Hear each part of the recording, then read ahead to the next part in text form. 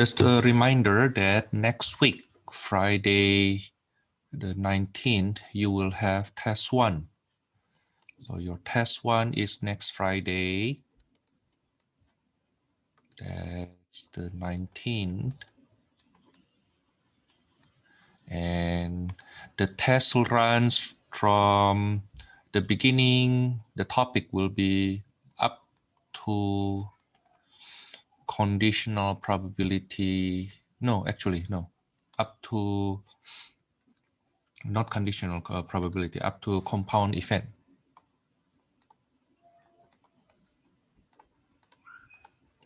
Compound events and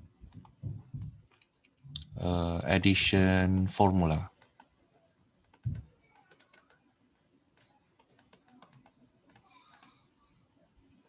Which I also called inclusion exclusion formula.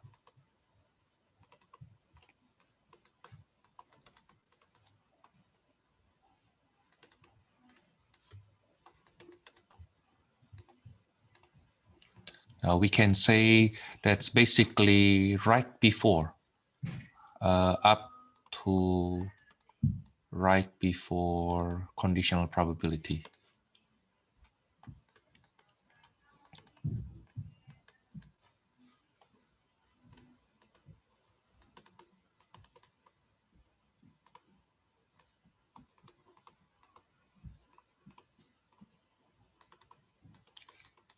Okay, so last week we did compound event and then addition formula, conditional probability with Venn diagram, and conditional probability with contingency table, right? Now the one with conditional probability will be in your test 2. Okay, so test 2 later on, 4 weeks later, will start from conditional probability.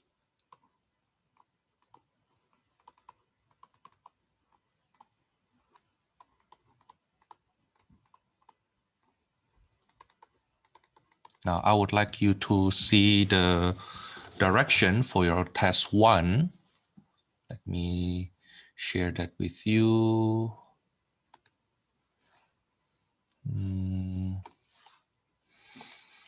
So you go to assignments, and then there's a test 1 there. Let's do student view. And test 1 there, then you will see the direction. Okay, you will see the direction, and basically don't get help from anyone. Do not help anyone either. Are we going to use TI-84 for the test? No. TI-84 will be used right after. Actually, we'll use that today, but your test 1 does not assume you have TI-84 yet. Yeah, you still need calculator though. Okay, you still need to calculate, have calculator, but not TI-84. Any calculator that can do add, subtract, multiply, divide, square root should be good enough. Will that be okay? Do I answer your question? Yeah, okay. You need calculator, but you don't need TI-84. Yeah, any calculator that has add, subtract, multiply, divide, square root will be good enough. Okay, now your test will start at 8:20, but you will see later on, I would like you to come to Zoom around 8 o'clock. Okay, now don't get help, don't give help.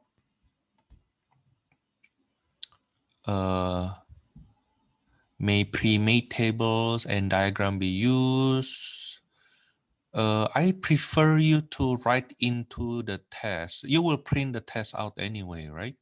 So because if you make the pre-made tables or diagram, then it will be kind of like on the other page. It will be harder for me to grade, and it will be harder for you to actually see that.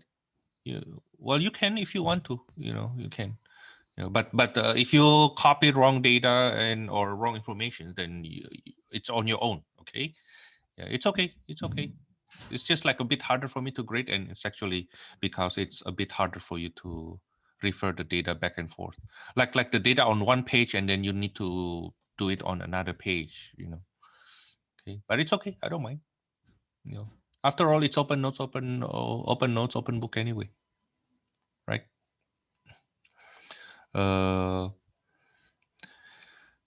Make sure you stop at 10:20. So let me tell you first the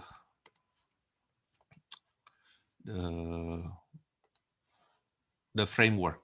Okay, so 8:05 will be the time we start doing the check-in. Okay, 8:20, I will give the test. Okay, and then 10:20, you stop.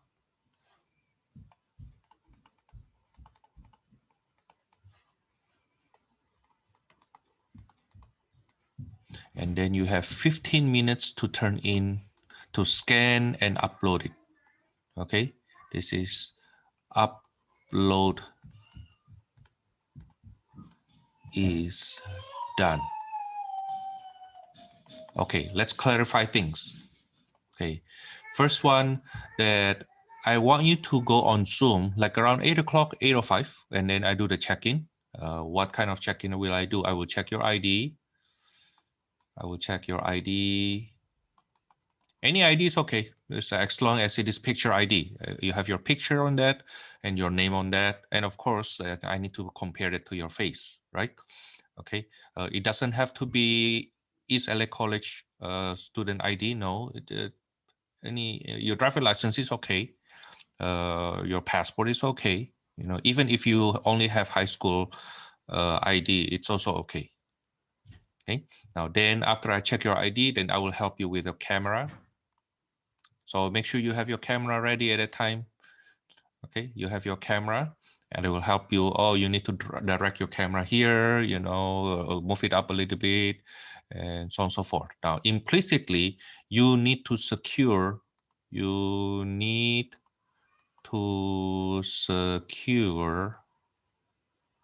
surrounding.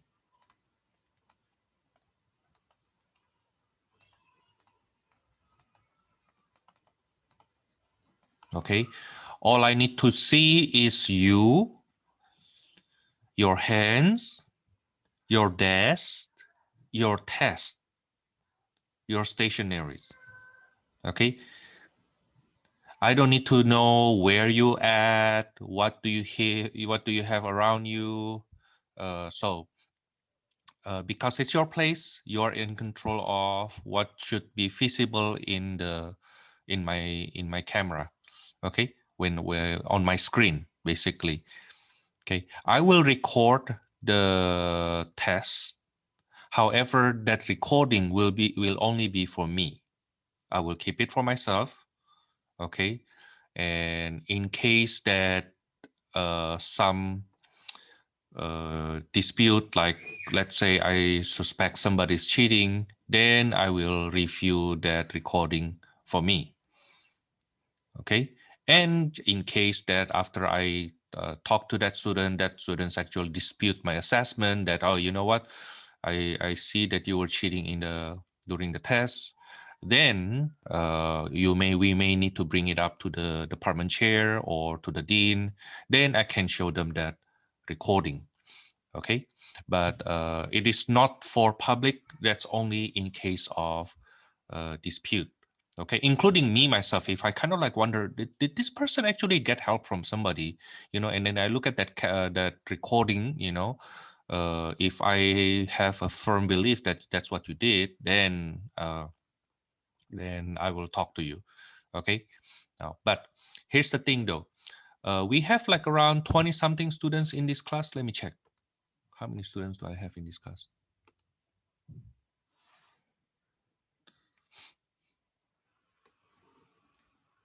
30 something students, maybe 25, 25 up to 30.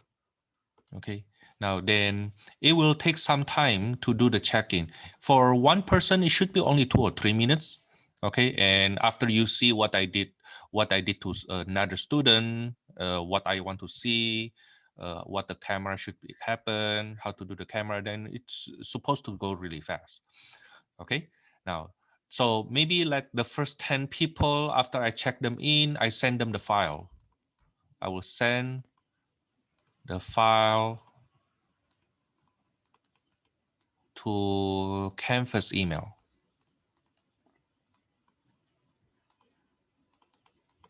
Okay, now, so for those people who did the check-in earlier, let's say you arrive earlier and I did finish the checking on you earlier, then you can get the file earlier and you can start working on your test earlier. Okay, yeah, but we try our best such that 8:20, most of you already check in. Now, so once most of you already check in, we try to have my microphone and your microphone being muted throughout the test so that it doesn't bother you.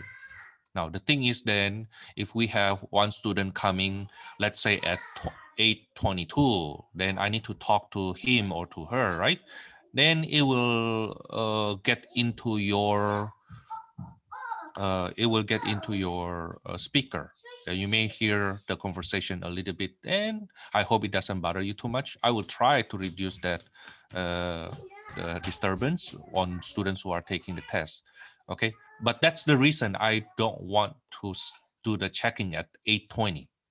You know, if we can start earlier, that would be great, such that only a little bit.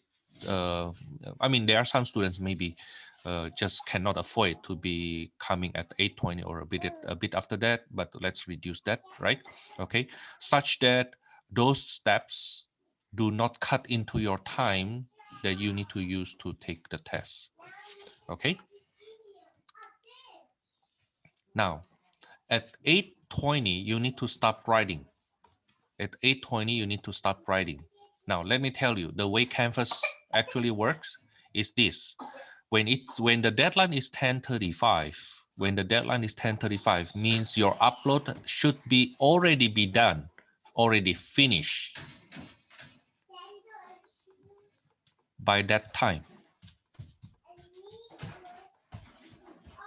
Okay, it's finished at that time. It's not that Thomas, as long as I hit the submit button at 10:33, then Canvas for sure will accept my submission. No, no. Okay, no. The thing is this: even if you click the submit, you submit the file at 10:33, but if once the clock hits 10:35 and your upload is not done yet, then Canvas will just reject your submission. Okay, let me say that again. When Canvas say 10:35, it means your upload has to be already finished by that time. Okay, already finished at that time. Okay. Do not think that as long as you hit the submit button before 10:35, then your file will go in. No, no, no. Okay. You may start uploading at 10:33, let's say, but if the upload is not done by 10:35:00, then Canvas will reject that. Okay. So you need to know your own internet connection. You need to know your own speed in scanning. Okay, you need to know your own file size. Some of you have a very big data file size when you submit your quiz 1 and then the previous quiz. Okay, please be aware with that and find a better way to save your file such that it doesn't take you too much time when you need to upload them later on. Okay, so definitely not 10:33 when you start uploading. Okay, now according to my experience from what I saw from students is this. For you to scan, it takes supposed to be around 5 minutes, maybe less. Okay, you will be a lot faster if you use Cam Scanner. Like you use your smartphone, okay, upload that Cam Scanner. I don't know about other app though, but Cam Scanner is the one most students actually came back to me and recommend. Okay, so it's the recommendation not from me, it's from students. Okay, and then it takes them like around 5 minutes. Okay, basically you have like some pages, right, of your test. So you take picture, you take picture, you take picture. Okay, and then using cam scanner, you take the picture and then save it as PDF. And using your phone also upload, you download that app Canvas for Student.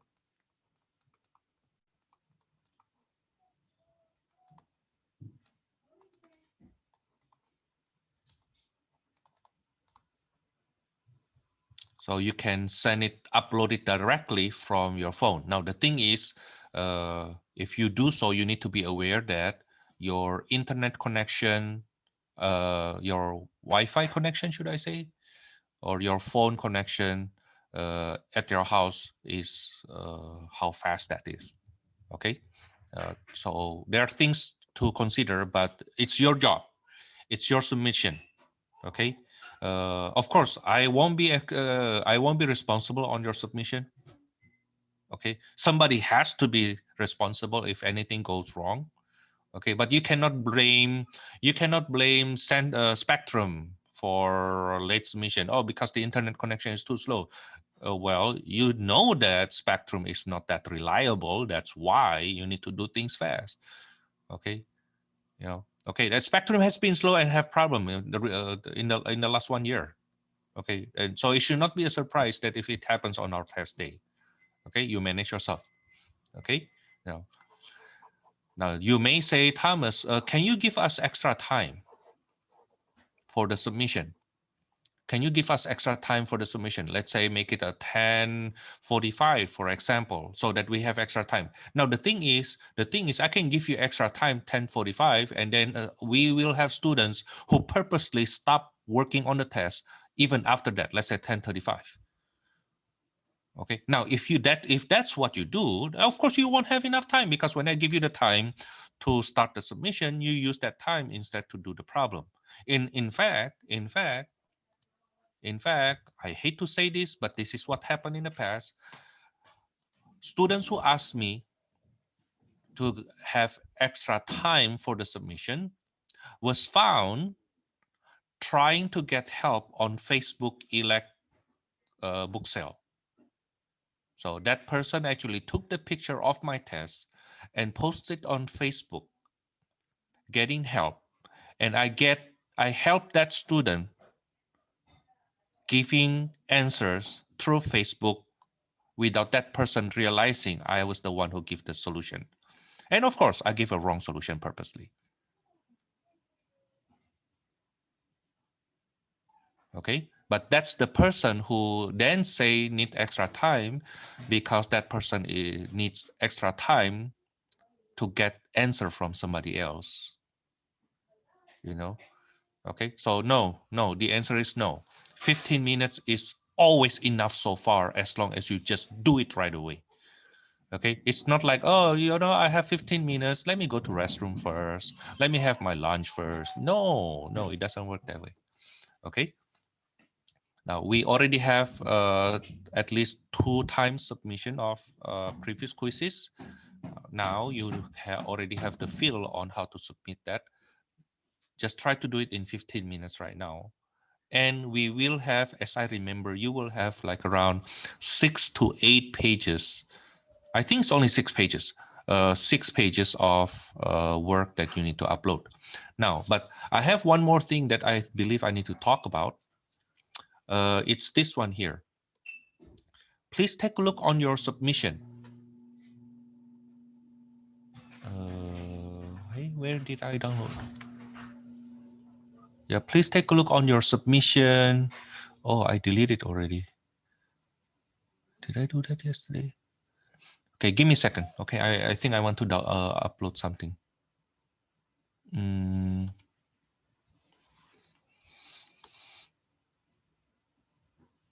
give me a second.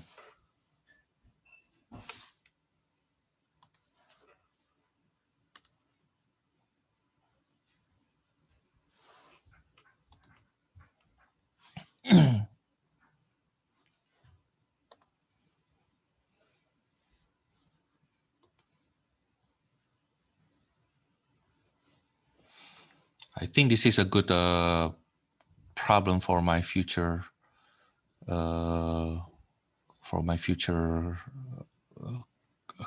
class, for my future data.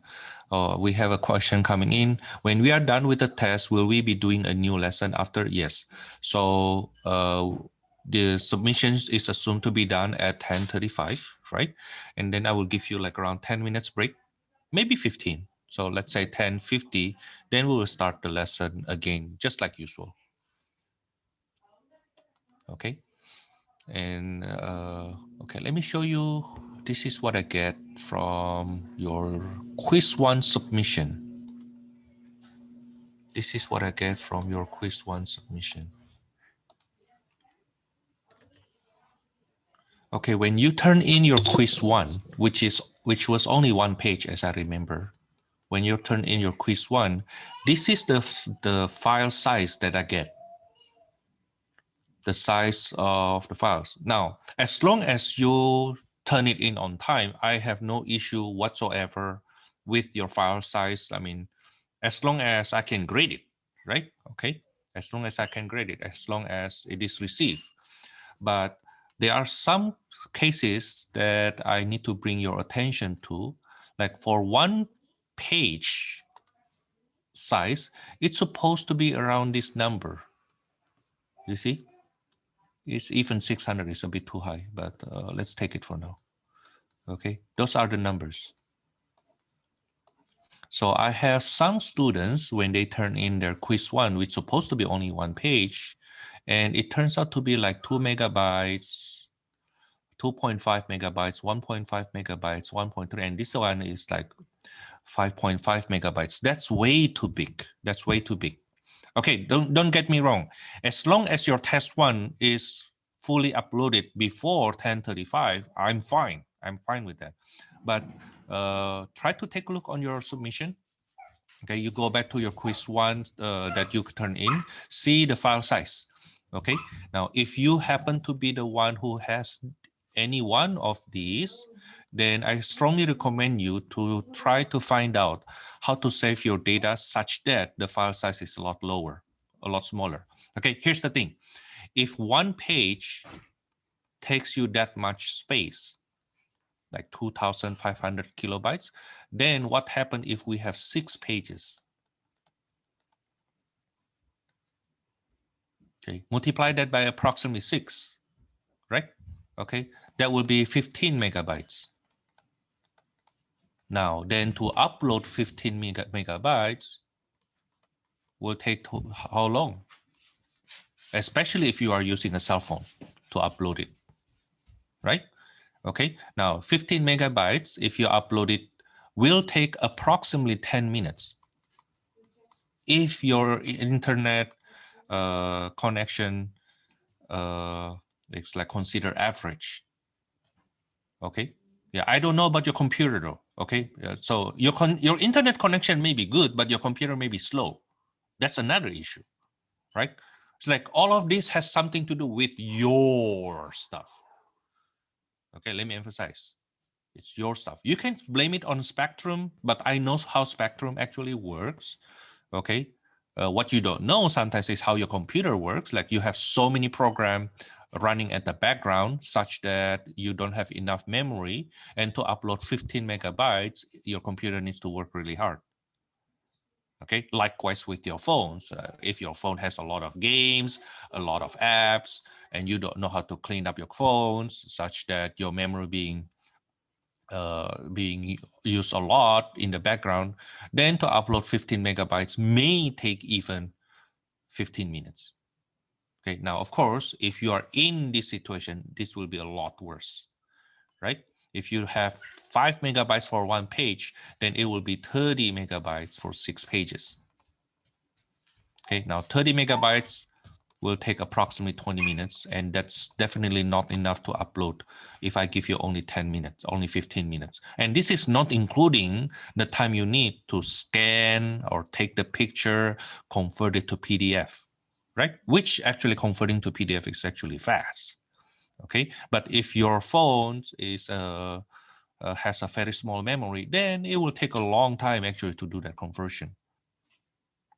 Okay, so I'm telling you this not because I want to deduct your points. No, not at all. Not at all. Okay, this is the technicality that has nothing to do with our class. Okay, but may affect your submission later on.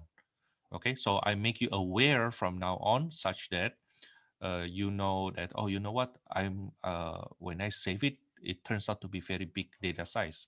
So let me do this, let me do that. Okay, yeah. But if you happen to be at home and your computer is fast, like that's a gaming computer, and your internet computer is like your internet connection is super fast, you know, you think you are fine, go for it, you know. But in the end,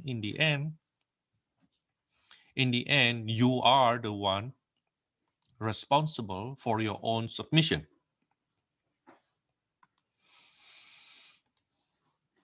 Okay, in the end, you are the one responsible for your own submission. I do not accept late submission.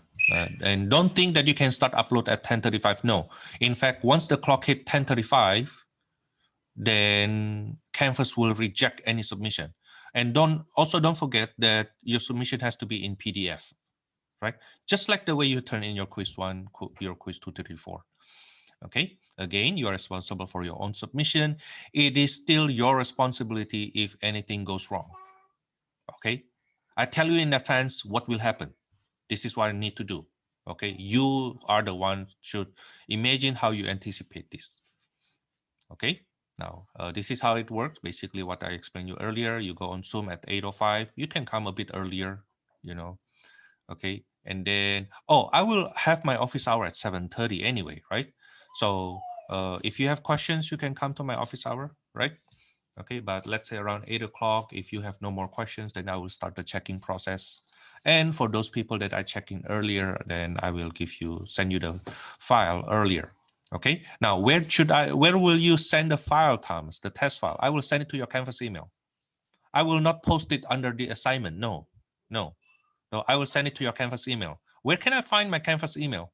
Next door. Here. Do you see that? Okay, let's do student view.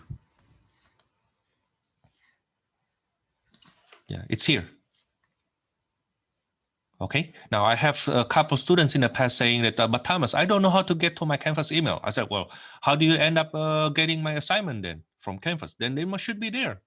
Okay, can you send it to my personal email? The answer is no, I will not do that. Why? This is what people do if they want to send the file to somebody else, and let that person does the test and then send it back to that person, the student, and then let that student upload it. No, that's not how it works. Okay, that's not how it works. Okay, let me go on.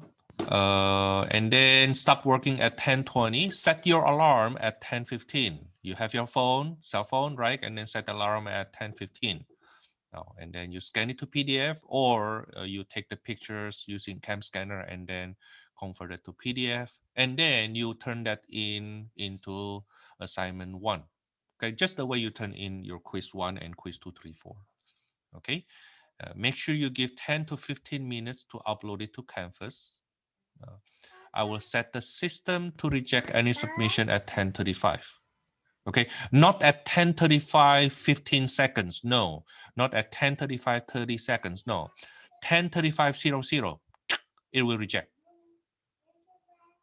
Okay. Now, what happened if you don't have printer? What happened if you don't have scanner? Just the way you did your quiz 1, quiz 2, 3, 4. That's basically what you mimic and replicate.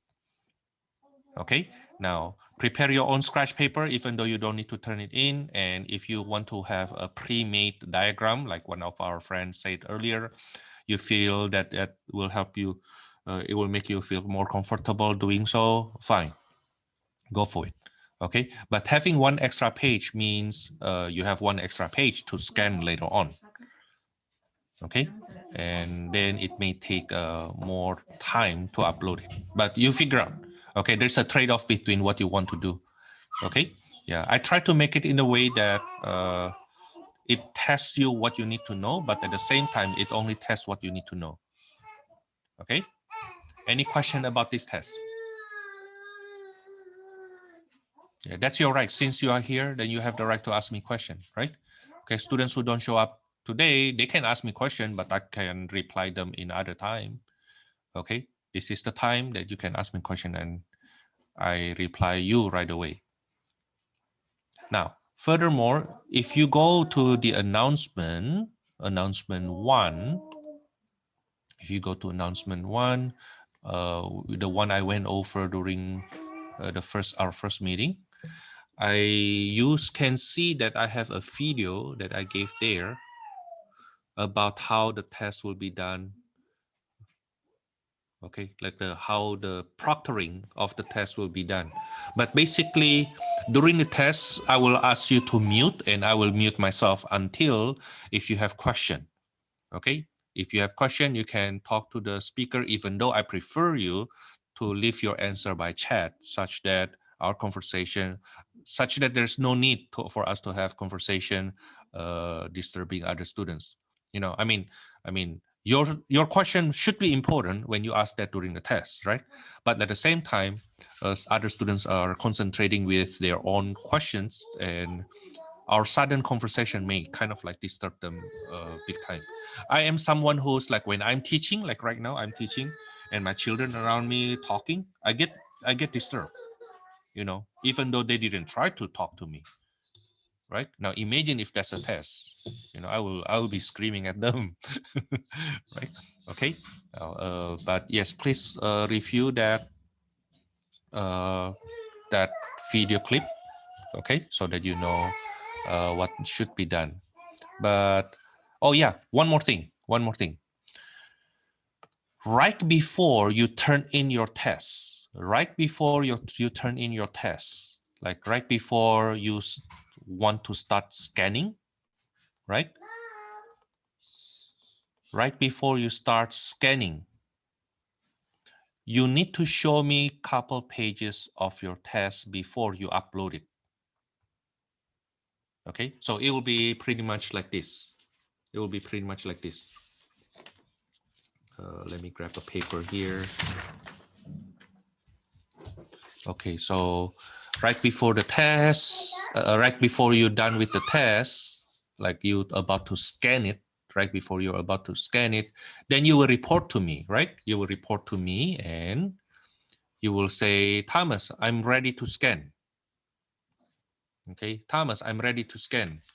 Now then, I will ask you, okay, show me your page one. Then you will hold up to the camera and show me your page one. Then just hold it horizontally like this.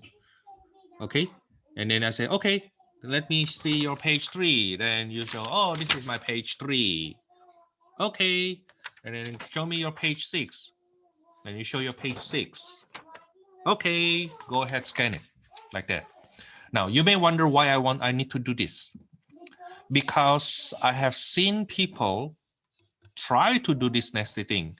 Okay, they pretend they do the test on screen, on my screen, like they pretend they do the test, but they actually forward the test to somebody else, let that person does the test. So what end up happening is what that person show me on camera is different from what that person submit. That's how I got that person actually cheating. Okay, this person showed me one thing on camera and submit another thing. Okay, the bad thing is, the worst thing is, like when I caught that student's cheating and then I failed that person actually filed a complaint against me. It went up to the dean. And I don't mind. I mean, if you have issue, talk to me. Okay. But when I talked to that student, I said, well, you were cheating. I caught you cheating. Your submission is different. Okay. But no, that's not what that's why. Basically, he gave me like those silly excuses. And then it went up to the dean, and the dean asked me, Thomas, what evidence you have? I showed that video. So that student was not aware that I was actually recording it. So I can show the video of what he submitted to me and what he showed on camera. It's totally different. It's totally different. I mean, I can't even tell you which country you are from your handwriting. Okay, and I can tell you this. the handwriting that he has is totally different. Not only different person, it's like written by totally two different people from two different countries. Okay, totally different handwriting. Okay, so once I submit that video and what he submitted to me on Canvas, then the dean basically said, no, that person's complaint cannot be used. And then I said, well, because that person insists to complain against me, kind of like I already say that you're cheating and you still want to challenge me. You didn't want to admit that. So I file a complaint against that student, not as a retaliation, but as I basically, if I caught you committing academic dishonesty, then I don't want to, I can report that to the Dean of Student Affair and Academic Affair. Okay, you know, the thing is that that student actually screaming, yelling, cursing me, using those F words. I don't mind somebody call me a jerk, but don't don't blame my mom. It's like don't use that SOB thingy, and that's what pissed me off so much, you know. And then when I file a student, what you call that? Not a complaint, kind of like it's more about the discipline form. When I filed the discipline form against the student, you know, I just put those things in that my issue with him is like he already make a mistake and dare enough to curse teachers, right? Inappropriately. I mean, you can curse me. It's like, Thomas, why are you so bad like that? And give me a chance to explain myself. But I cannot explain anything with my mom. Okay, that's one. And my mom is not that. Saying that my mom is a B, it's just like, what the hell? What it has to do with my mom? You don't want me to bring your mom into this picture. Why you bring my mom to this picture? Okay. Of course, that person was mad, but I mean, why do you need to get mad if you get caught of doing something dishonest, right? Okay. You want to take that route? Be ready with the consequence. Okay. You are free to choose what to do. You are never free from the consequence of your choice. Okay. Now somebody asked this question: will we be able to use our notes? Yes, it's an open note. Your test is open notes. Okay, your test is open notes. Now the thing is, I'm glad that you actually bring it up. Even though it's open notes, I strongly recommend you not to have so many notes around you such that you're confused what to do. My suggestion for you is first summarize, like have a cheat sheet. Summarize in cheat sheet. Okay, like 1 or 2 pages. So instead of like you need to look over 10 pages that you never look into, you look into those during your study time and create a cheat sheet. Okay, so that you know where to find which formula, which case, which situation on what page, because you were the one who made it yourself. Okay. Now, in the past, I have students who say, Thomas, can I just print out your previous solutions as my cheat sheet? You can, but the thing is like, I have at least 4 or 5 previous tests with the solutions. When you print them out, if you never look into them yourself, then you don't know which question come where.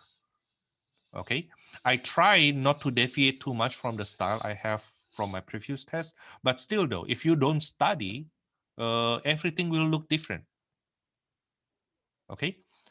Second, I also suggest you have second layer of notes. That is my print out old solutions for my old tests.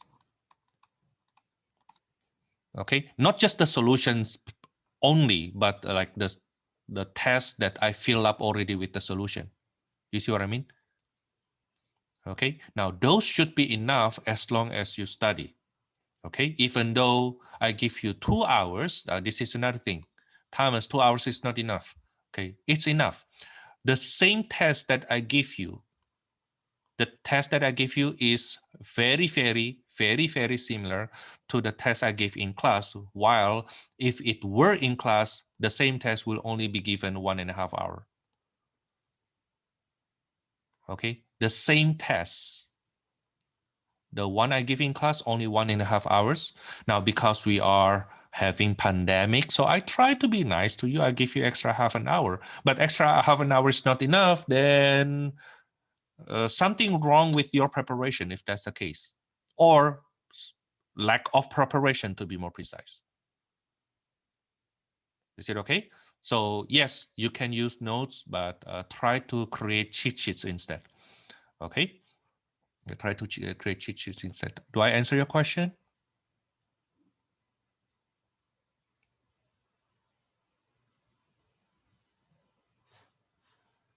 Okay, good. Yeah. Again, the purpose I give you, let you use cheat sheet notes is to reduce your anxiety. Supposed to be when you take tests at home, it's supposed to be less anxious.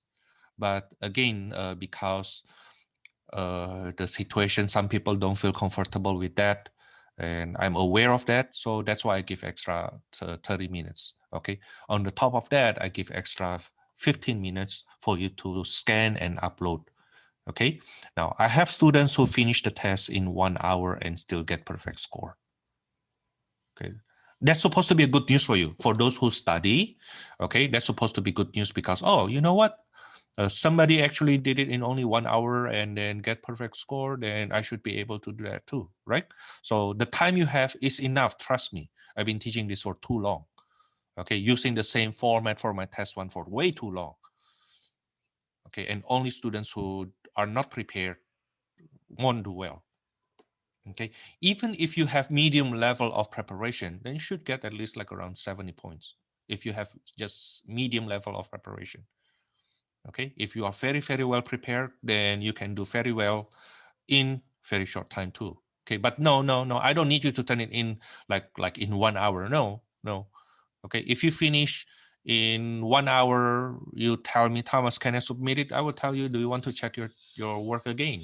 Instead of like rushing you to finish. As long as you submit that before 10, the submission is done before 10:35, then I'm happy with that.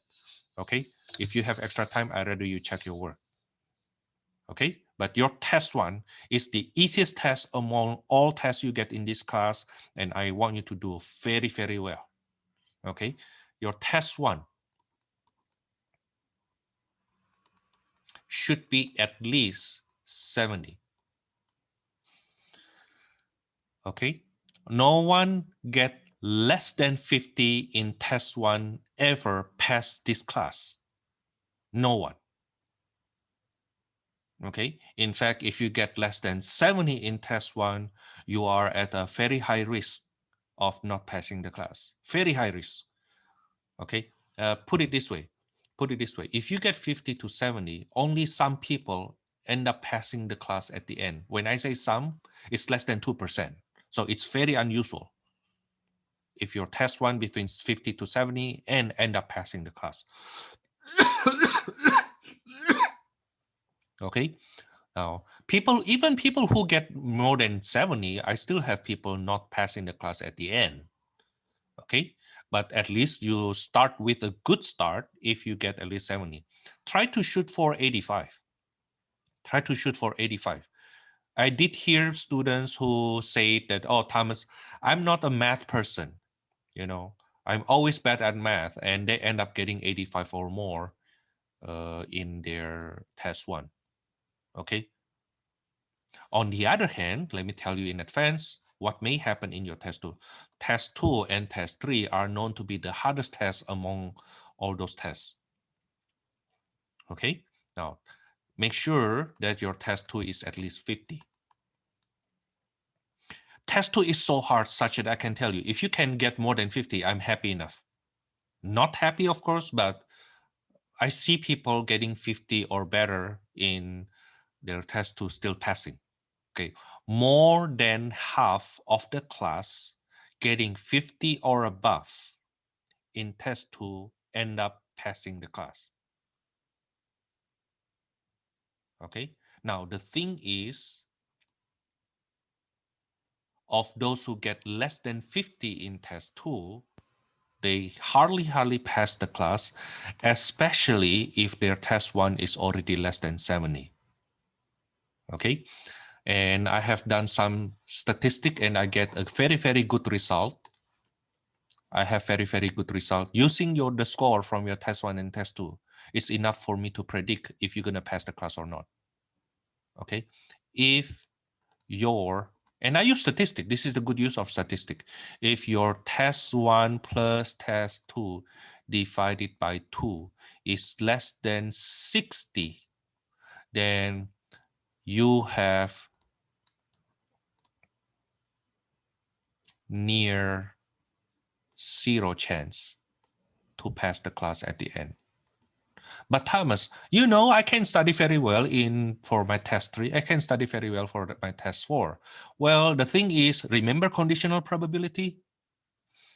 Given that your test 1 and test 2 are not good, what makes you think you will be okay for your test 3? But Thomas, what happened if I study? Well, you're supposed to study since the very beginning, not after you don't do well. And what makes you think that if you're already behind, you still can catch up? Somebody told you that you're smart?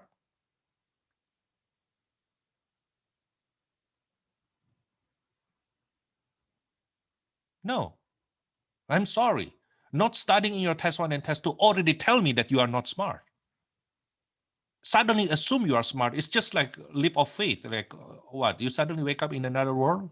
No, right? No.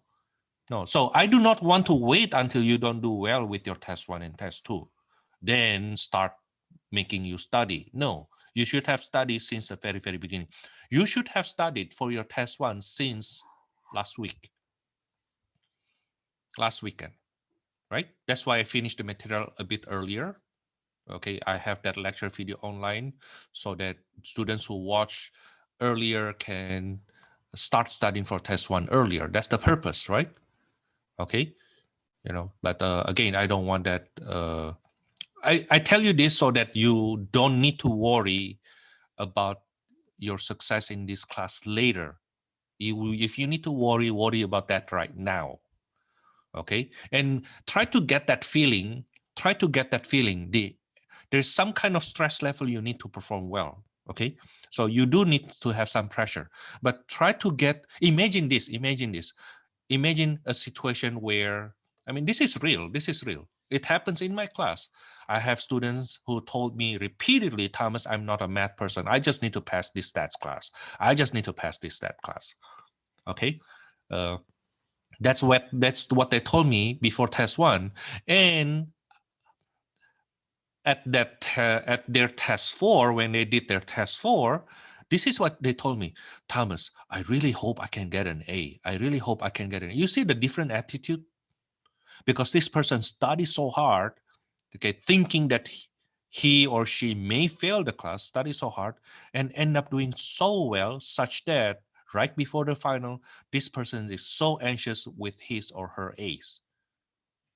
Do you think that's the best situations? Like not even in your best dream that you will get an A from a statistic class that is known to be a hard class for a lot of students, and you happen to take it from a jerk, a hard teacher like Thomas, and you almost hit your A's. What do you think about it? It feels so good, right? That it's just about time, Thomas. I will show you I will get an A. And trust me, I will be happy if you can get that A. Okay? I am happy enough if you pass the class, but of course I will be a lot happier if you can get better result. Okay? Passing this class with a C means you learn enough to memorize enough. You may understand enough. Okay? But to get an A in my class, you really need to understand it. Okay, and the fact that a student who said that they're never good with math suddenly get an A from my class, that's a big deal. Very big deal. Okay, and I hope it can be you. Okay, now, if my tone sounds really kind of mad, that's because I don't want that happen later. Okay, don't make it after fact. Before things happen, I warn you ahead, and I just flame off, we yell at you, so on and so forth. But Once I get your best performance, you are smiling, I will be laughing. Okay, I mean laughing in a good sense. Okay, let's make it happen. Let's make it happen. Okay, that's for the reminder about our test. Test 1 next week. Let me emphasize next Friday. Okay. Oh, one more thing. What happened, Thomas, if I happen to be not able to do that test on that Friday? Then you will have a makeup test on the next day. Makeup test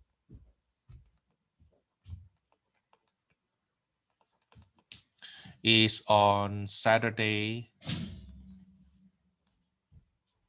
March the 20th. Of course, by Zoom, but it will start from 8 o'clock. Okay, but the rule is you need to email me. You need to email me, preferably through Canvas, in advance. Okay, so that I prepare a makeup test for you. Not the same test. You will not take the same test. You will take another test. Okay, but you need to email me such that I prepare a new test, and I can also give you the Zoom link for you to do the makeup test. Okay, any question?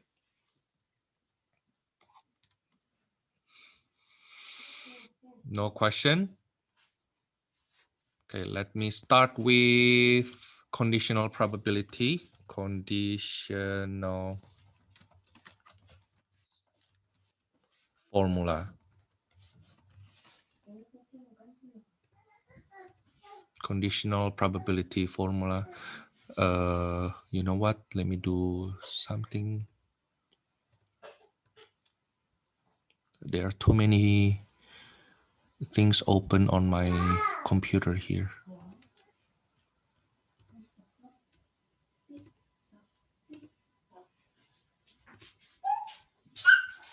Okay, conditional probability formula. The formula for our conditional probability, if there is no Venn diagram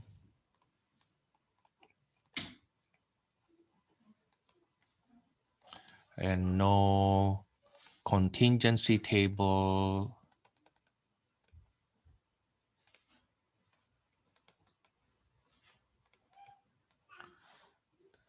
then to do probability distribution,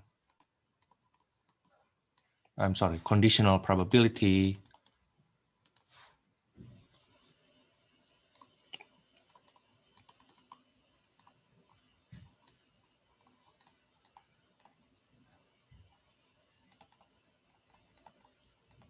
you may need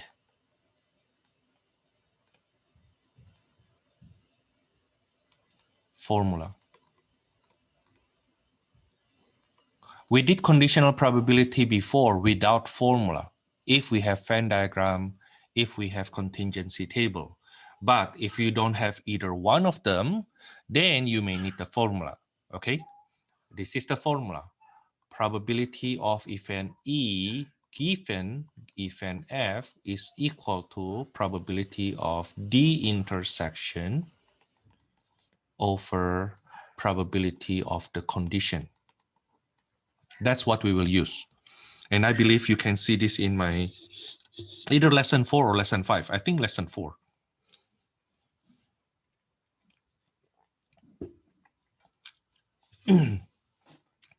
Now,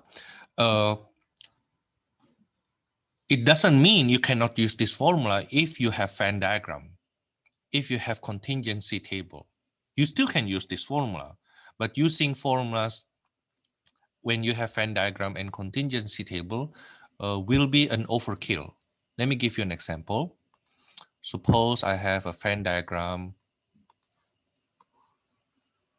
This is what we did last week. Okay, and this is A, let's say, and this is B. Let's say this is 7, 5, 8, 10. And we say, what is the probability of A given B? the way we did last week, we see the condition first. How many elements in B? Do you remember how to read Venn diagram? How many elements we have in B?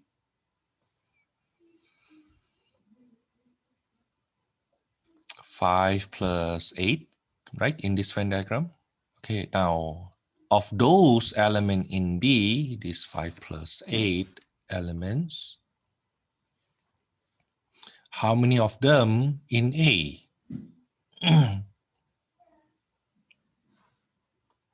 How many of them in A? There are 5 of them in A. So the conditional probability of A given B is 5 over 13. Okay, now, what if, Thomas, we use formula? You still can use formula. According to the formula we have there, probability of A given B is equal to the denominator probability of B on the numerator probability of A intersection B. Okay, now what is the probability of B? Probability of B is, that's 13 over how many? 13 over 30? Okay, there are 13 elements in B, and overall we have 30 elements. Okay, so the probability of B is, the probability of getting something from B is 13 out of 30. Now, how about probability of the intersection? There are 5 elements in the intersection out of 30 elements in the Venn diagram. Right? Now, then how do you compute this? You can use calculator, of course. You can use calculator. But if you use calculator, you may get too much rounding error. Do some algebra. The quotient of two fractions is the first fraction multiplied by, well, actually, maybe I write this first. Suddenly I teach pre-algebra again. The first fraction divided by the second fraction. Right? Long time no see complex fractions. But to divide by a fraction is to multiply by its reciprocal. And oh, we can cross cancel the 30, so I end up with 5 over 13. Okay, see, Thomas, I get the same answer. Yeah, you get the same answer with different time though. Okay, you take too much time to do this problem. That can be done a lot earlier since you have the Venn diagram to visualize from. Okay, so even though the answer here is not wrong, your approach takes too much time, and that's risky if you keep on doing that during a test. Okay, now, so what I meant is this formula always works. This formula always works. It's just like may not be a good idea to use if you already have a Venn diagram or contingency table. Okay? Now, let's use this formula. Suppose, for example, example 1, let's say probability of A equals to 0.8. Probability of B is, let's say, 0.6. Probability of D intersection is 0.3. No, cannot be 0.3, 0.5.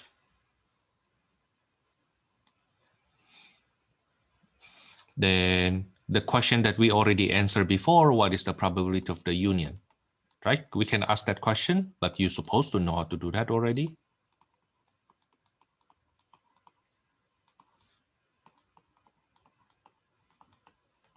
Okay, you can continue yourself. Now, how about probability of A given B? Probability of A given B is, write down the formula first. Every time you utilize a formula, write down the formula first. But Thomas, it takes time. Well, at least during your study, but you will see in your test, if you don't write the formula, you get confused yourself. Okay, that's 0.5 over 0.6. Then you use your calculator to compute it. That's 0.83333. Part C, how about the probability of B given A? Probability of B given A is probability of the intersection over the probability of the condition. The intersection is 0.5. The condition is 0.8. That's 0.625.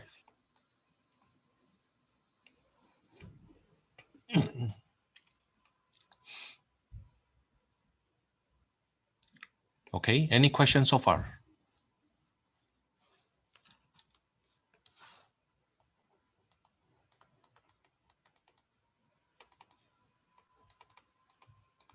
So from this example, we see that from B and C, we realize that probability of A given B is not the same to probability of B given A. In general, they are not the same. Okay, and we did that already. We know that fact already since last week. Okay, but the difference is last week we have Venn diagram, we have contingency table, right?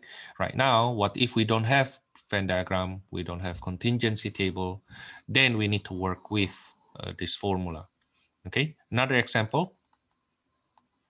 This time, let me ask you to do this. Okay, let's say probability of A is 0.4.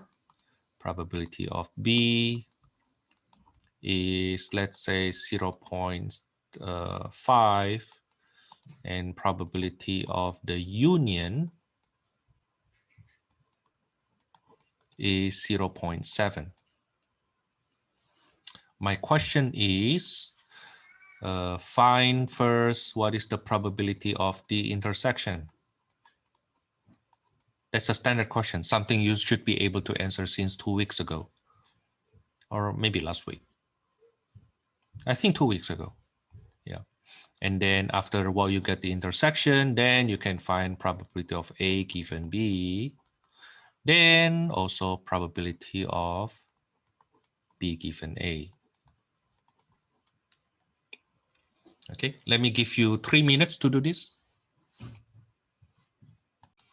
Okay, so to find the probability of the intersection, we need to use that formula, the inclusion exclusion formula, right?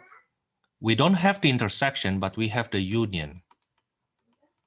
We have the union and we have all the rest of the ingredients. We can then use this formula to find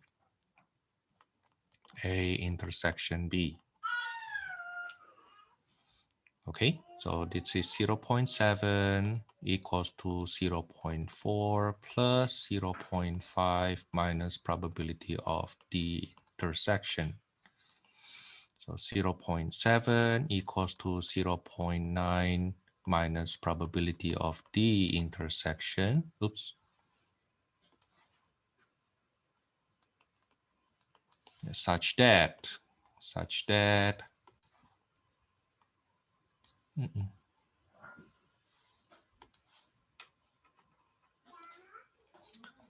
probability of the intersection will be 0.9 minus 0.7, that's 0.2. And part B, what is the probability of A given B? That's probability of the intersection of those two events divided by probability of the condition. That is 0.2 over 0.5. That's 0.4. While what is the probability of B given A? Probability of B given A is probability of the intersection over probability of A, right? That's 0.2 over 0.5. I'm sorry, 0.4. we get 0.5.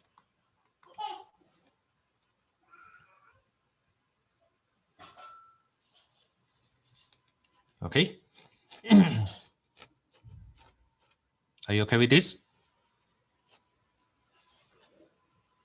Now let's do some follow-up question from this example here. It happens to be like this. It happens to be like this. Follow-up question.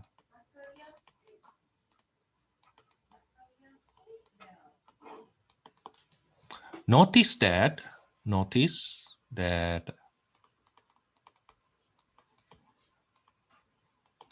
probability of B given A is equal to probability of B in this case.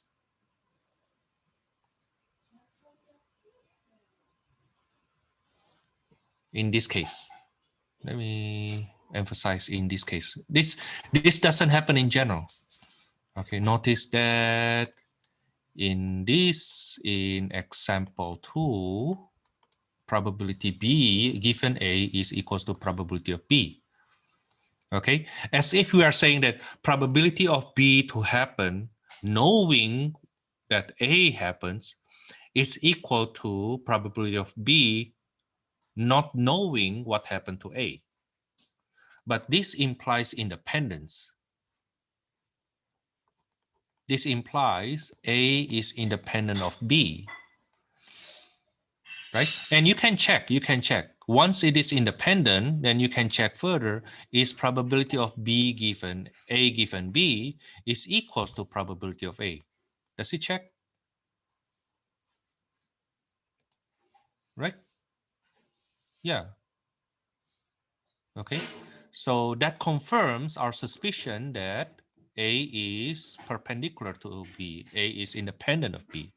Now, and you see that once A is independent of B, then probability of D intersection must be equals to probability of A times probability of B. This is always true if you have independent case. You can check. You see, probability of the intersection is 0.2, right? Now, probability of A is 0.4, probability of B is 0.5, which is 0.2. Okay, now if we have independent event, two events are independent, then these three situations must occur, must be true. Okay, in fact, the first two are just direct meaning of independence. Okay, direct meaning of independence. The probability that B happen, knowing A happen, has nothing to do with A at all. That's why you say that they are independent, right? Probability of A to happen is the same to the probability of A to happen, knowing B happen. Why? Because it's independent. So it doesn't matter I know that or not. Okay. Okay. But then the consequence of conditional is this. So one way to check independence is to check any one of these three is to be true. Once one of them is true, then the other two must be true also. Okay, this is like buy one get three free. Are all notation with given symbol independent? I don't get it. Can you explain further?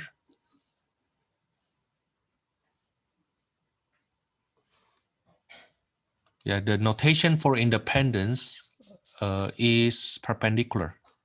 So if you see A perpendicular B, means A is independent of B.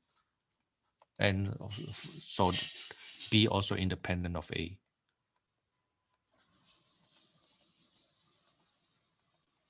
Okay, now if these two events are independent, then these three situations, the one I circle in red, must be true.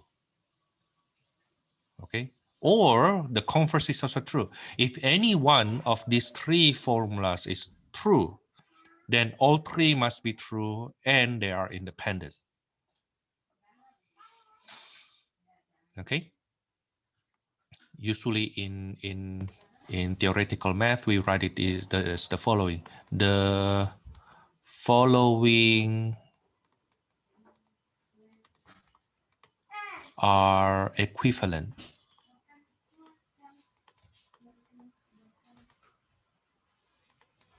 The following are equivalent.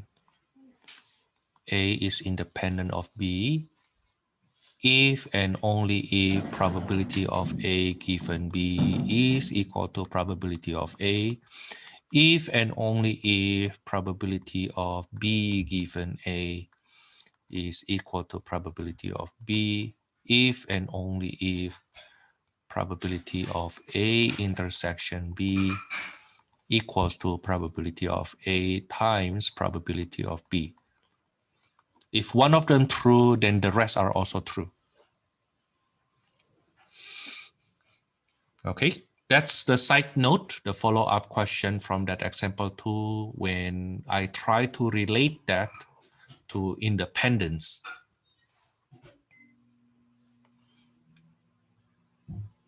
Okay, now the easier case, what happens if they are mutually exclusive? What happens if they are mutually exclusive? Let's say, for example, probability of A equals to 0.4, probability of B is 0.3, probability of the union is 0.7. Now you see that probability of the intersection, when we try to find probability of intersection, the same method we did above, probability of the union equals to probability of A plus probability of B minus probability of the intersection. You plug in numbers, right?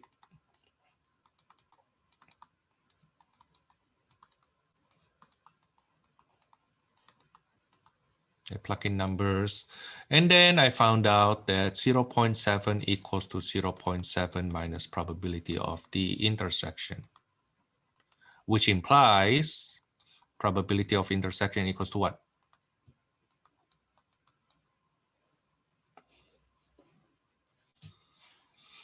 Probability of intersection is equal to 0, right? That's the only way. Now, then that implies A and B are disjoint. A and B are mutually exclusive. So what happened with probability of A given B?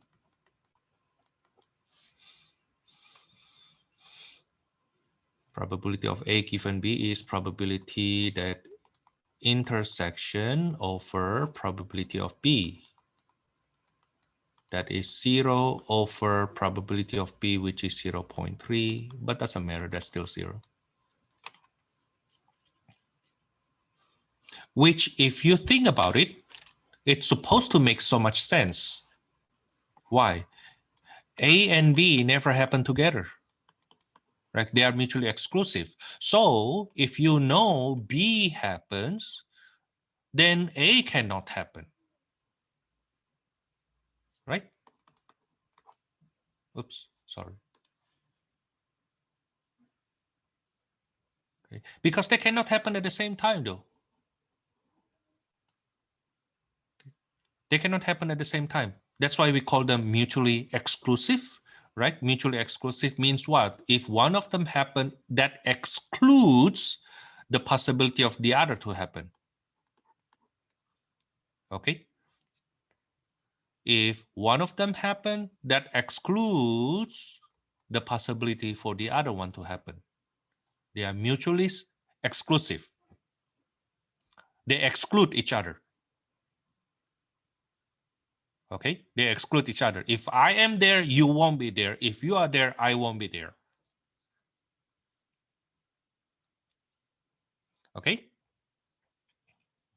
Now, let's go on. This is a simple case. This is actually a simple case, but you may not be aware with that. That's why I just get that little example. Now, the next example is on the harder side. But I believe if you watch the lecture video, you must have seen that also. Now, What if we have probability of A is 0.6, probability of B given A is 0.9, probability of B is 0.8.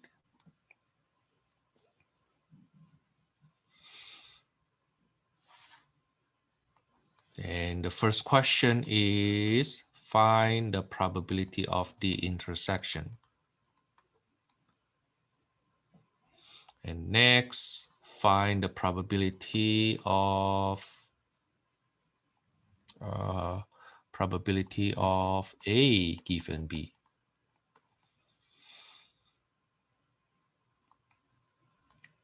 Let's do these two first. Now, the thing is, you see, oh, probability of A, probability of B, probability of intersection. So should I use an inclusion, exclusion formula?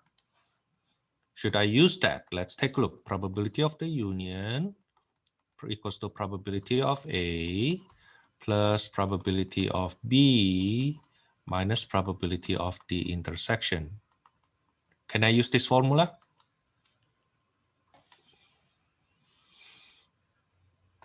I have this guy. I have this guy. But I'm looking for this guy, but I don't have this.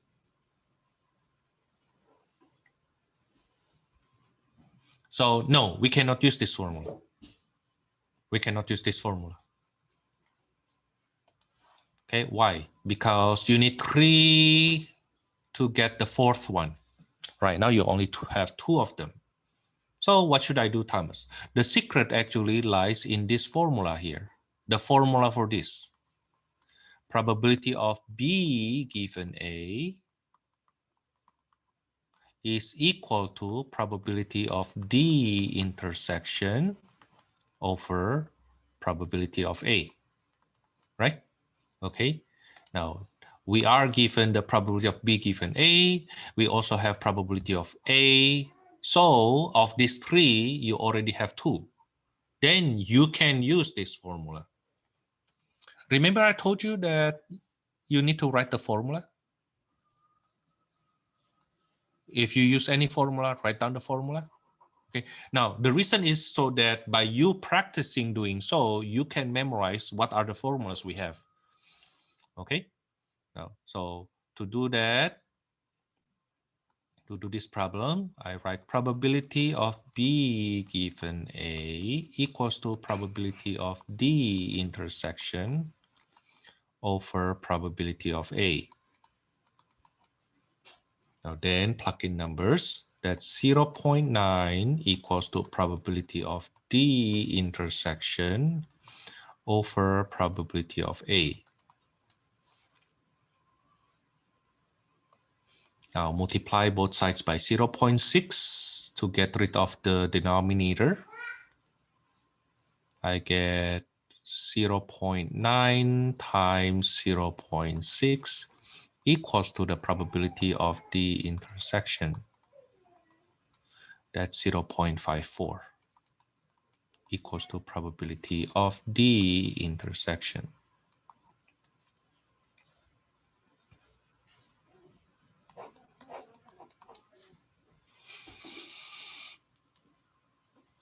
Okay, so write down the formula first and then plug in numbers. But for you to know which formula to use, you need to memorize those formulas and how the ingredients, the components of them interact with each other. Okay, now once you know part A, you already know the probability of intersection, then part B is just straightforward. That's probability of A intersection B over probability of the condition. Okay, that's 0.54 over probability of B, which is 0.8. We get 0.675.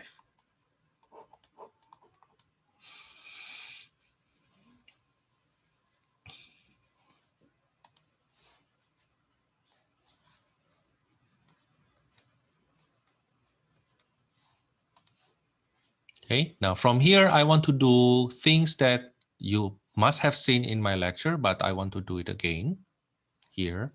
What if I suddenly ask something definitely not in your book, but you can understand that's why I teach you this, and that's why I will ask this. Okay, how about the probability of not A but B? How about the probability of not A but B? Okay, let's visualize this first. Suppose I have set A and set B. Okay, outside of A but inside of B refers to this region here.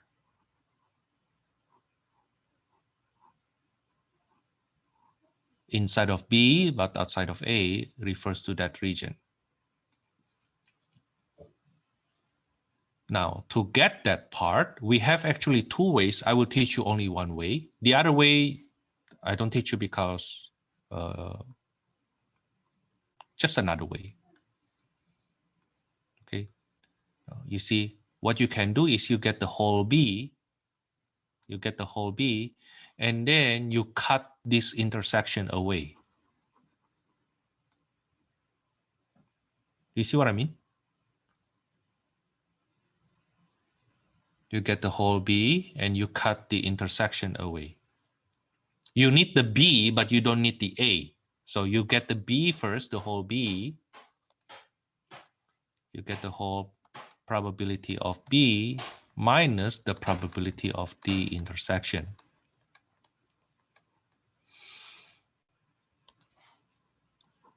You see what I mean? Okay, that's the formula. I believe you can do it yourself. Now, can you then come up with the formula for, if I ask probability of A but not B? Can you write the formula? Now, let me give you 2 minutes for that. Maybe 2 or 3 minutes. 9:51. Okay, try it.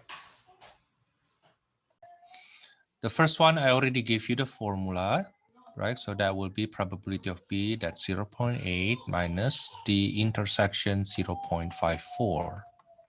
So that is 0.26, right?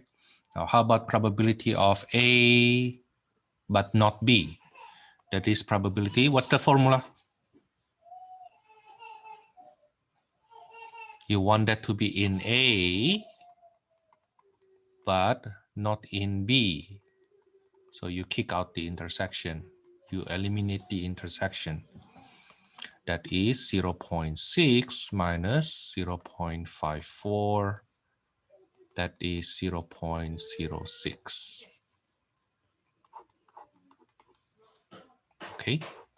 Now notice that this C and D is a big bridge we need to answer this question. Suppose I ask you, what is the probability of B, maybe A given not B? Knowing that B is not happening, what is the probability that A happens? Now then, this is equals to probability of A intersection not B over probability of not B. Okay, I write the formula first. Okay, if you skip the formula, then you don't know what is the next step. That's why you need that formula. Okay, that's why you need to write down that formula. Okay, you write down that formula. Now, the thing is probability of A intersection not B already computed in part D, right? That's 0.06 over, what is the probability of not B? Do we have probability of not B?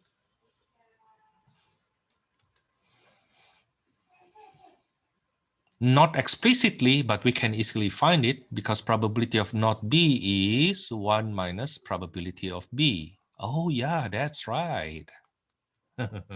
Right? Again, if you don't get used to write formulas, it won't stick in your memory. It won't stick to your mind. You have to write it so often such that you remember that and you know they interact. how they interact from each other. Okay, that's 0.06 over 1 minus 0.8. Okay, then I get 0.06 over 0.2. That is 0.3.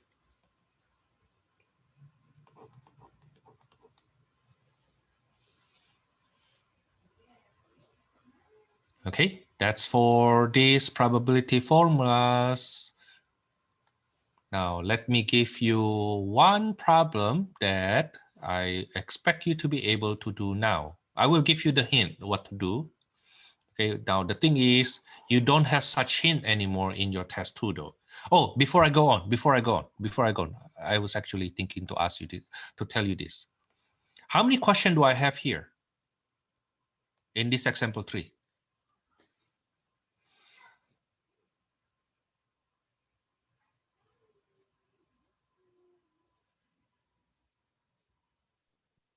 It seems like we have 5 questions, right? And I get that question a lot. Students ask me, Thomas, how many questions do we have in the test?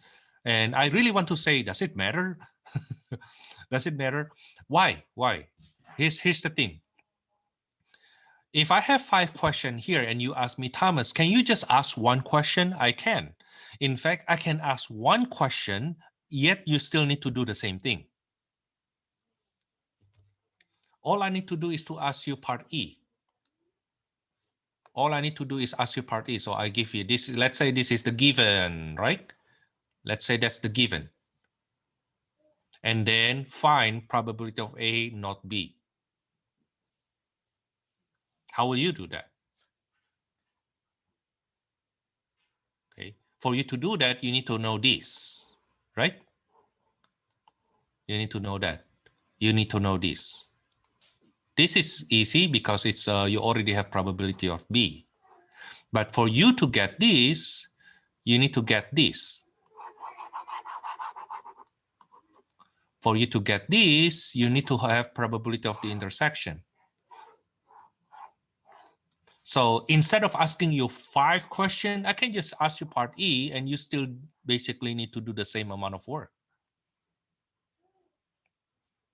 The difference is by me asking that one question only, okay, you need to think yourself what to do first, what to do next.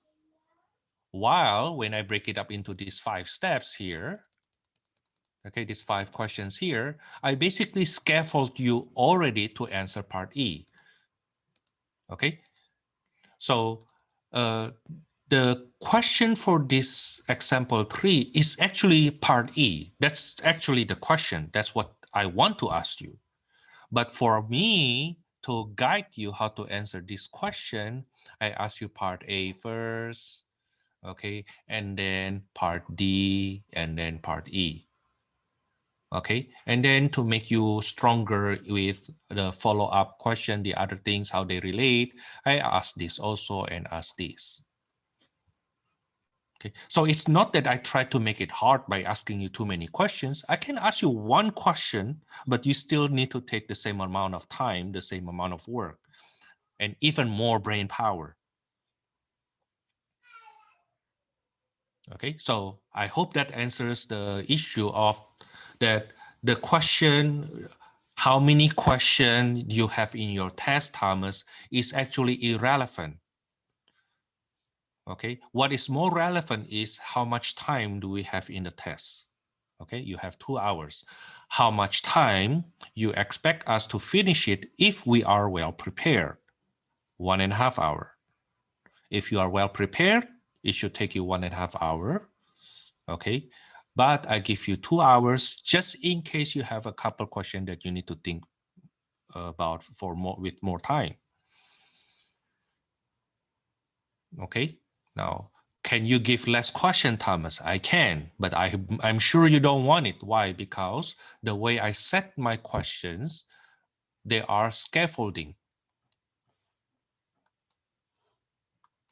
Okay, you need part A and C to answer part E.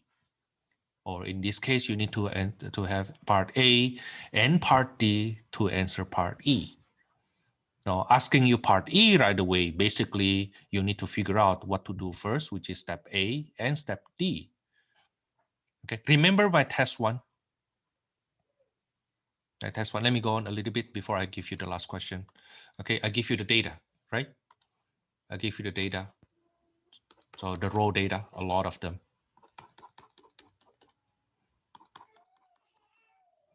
Okay, and then the first 9 questions has something to do with this data, right? Basically, I try to ask every question possible from this data. Okay, but if you ask me, Thomas, can you just ask one question so that I don't spend too much time? Well, I can ask you one question and you still spend approximately the same amount of time. What question is that? Find the outliers.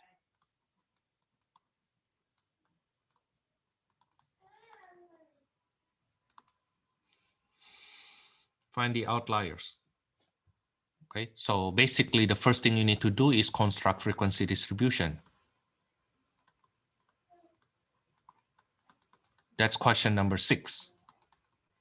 And then second, you need to find the mean and standard deviation. That's number 8. And then the third one, then you can find the usual interval. That's in number 9, A. And you can then, then compare that with the original data to find the outlier. That's number 9B.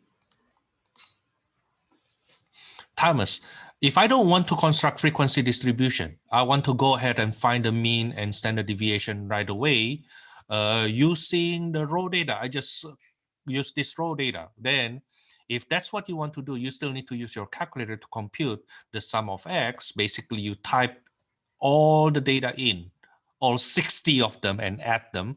And you still need to type in the sum of x squared. Okay, that does not make you work less. No, it doesn't make you work less. And you are risking making a big mistakes if you happen to type anything wrong or you happen to miss any data. Okay, so the reason I give you those questions, not only to expand your view of how you feel the data by asking you the mode, the median, first quartile, third quartile, that's to make you feel about the distribution of the data, okay? But also just to find out who are the one outlier here. Is this person actually the one underperforming, or these people here the one overperforming? How do we decide that? Well, find the usual interval. Okay, but for us to find the usual interval, you need to compute this. For us to compute this with shorter time, you construct frequency distribution. That's how we do that. Okay. So it's not that I purposely ask more questions just to make you think hard. No, because I can ask you less question and you still think harder, right? Okay. So there's no point of that. There's no point of that. It's not my purpose to ask you more questions just to make your life harder. It's about the learning. Okay, it's about the learning. Now, I have one question that our friend asked earlier this morning. Thomas, can you help us doing this question? And this problem is from, let me see, what semester is this? This is from winter 21. So in the this is from winter class. One of the quiz. This is from winter 21 quiz. I don't remember what's that. Quiz problem. Okay, so I give them this quiz and how to do this. I would like you to do this problem, but I give you the hint what to do.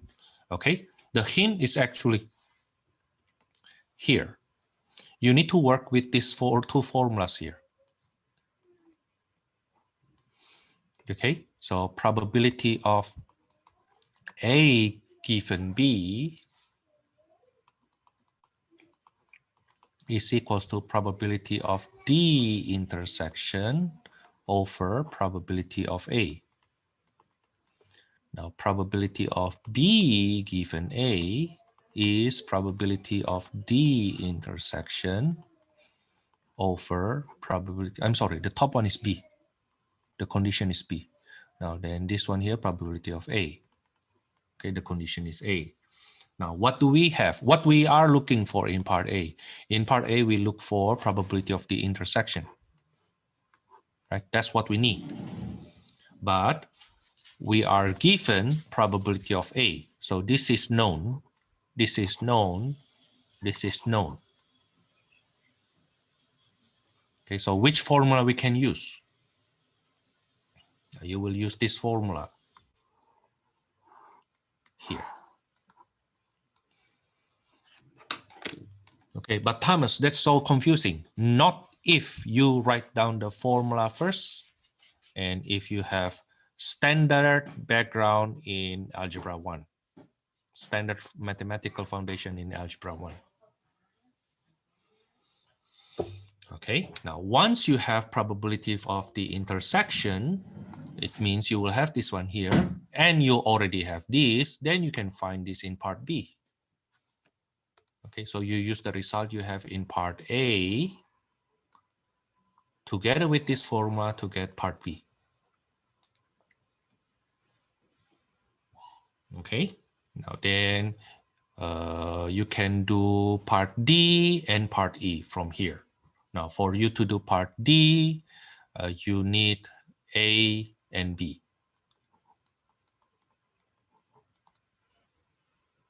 Okay, to do part E, you need D.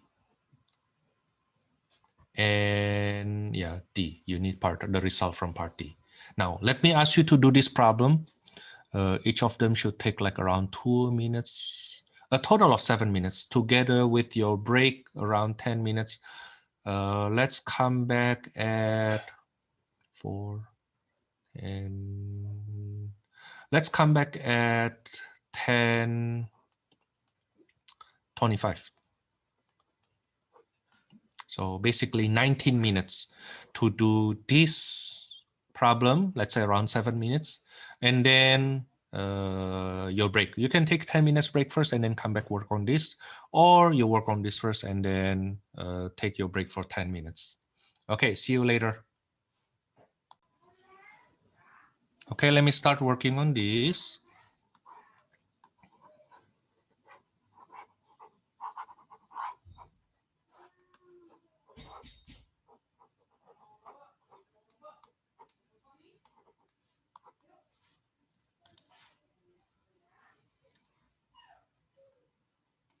Okay, part A.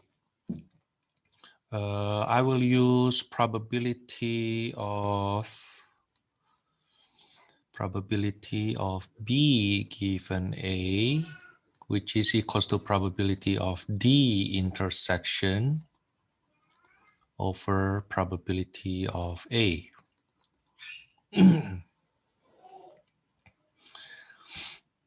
Now that is 0.3 equals to probability of D intersection over 0.4. Multiply both sides by 0.4. I get probability of A intersection B. And this is 0.12 equals to probability of A intersection B. Now, what is probability of B then? That's probability of A given B equals to probability of D intersection with which we now already have from part A over probability of B, which we are looking for. Okay. Now then, probability of A given B, that's 0.6. Probability of the intersection is 0.12 over probability of B that we are looking for. Multiply both sides by probability of B. divided by 0.6 both sides.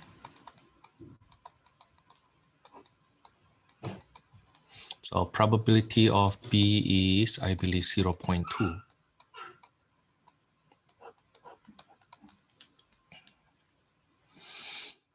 Okay, question part C, you see that this is B and then suddenly we jump to D, right? Question part C is actually probability of the union. Okay, what is the probability of the union? But we already have probability of A, that's given, right? Plus probability of B, that's from part B, minus probability of the intersection from part A. Is it okay? It's 0.4 plus 0.2 minus 0.12, that's 0.48. Okay, but it didn't show up earlier on the screen.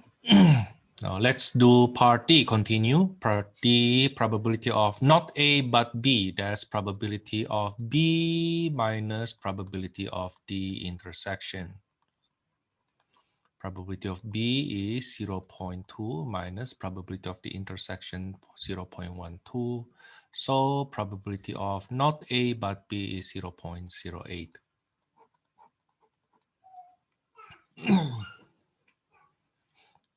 Now then, what is the probability of B but given not A? That's probability of not A but B over probability of not A.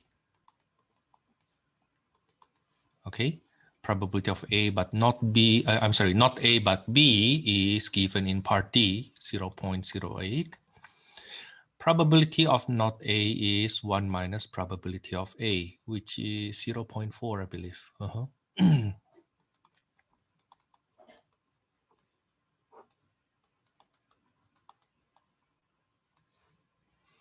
So we will get 0.08 over 0.6.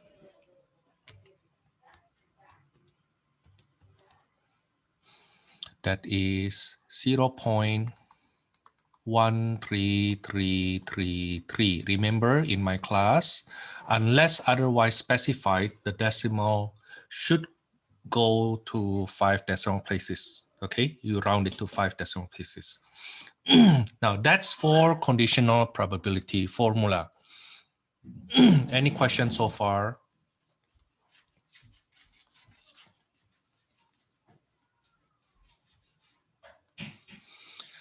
Okay, if not, then let me go on to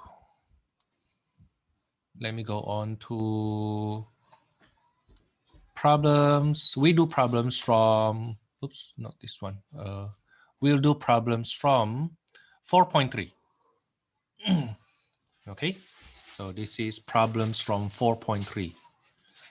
4.3 exercise. So I do screenshot problems from our textbook. The ones I went over, especially with conditional probability and compound event, tends to be theoretical, like from Venn diagram, from contingency table, right, from the formulas, but we don't really take care with word problems, and we get word problems actually from our textbook. Okay, so I did have students say, but Thomas, what you teach actually is not really from textbook. Well, the thing is you need to know the theory first before you apply that into word problems, right? Okay, so word problems, you can say that's the next level, but seeing the word problems from our textbook, you know that's not too hard. As long as you can interpret all those notations that we had before. Okay, now let's see part number 5.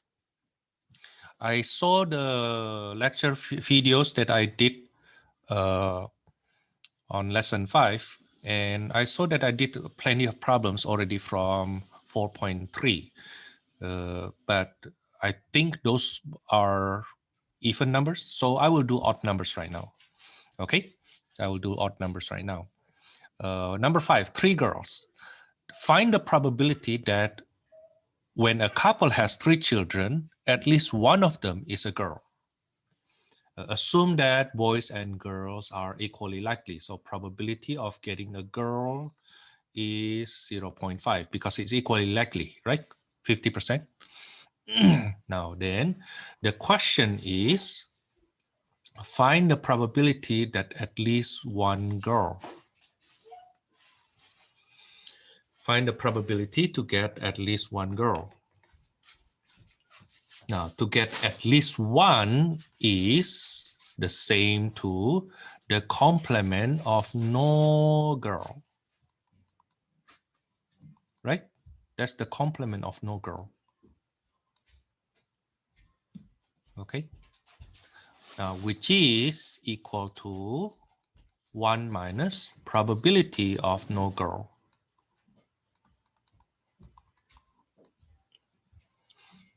So notice that I translate that word problems into mathematical notation. Okay, so you need to know what it means first. Okay, yeah.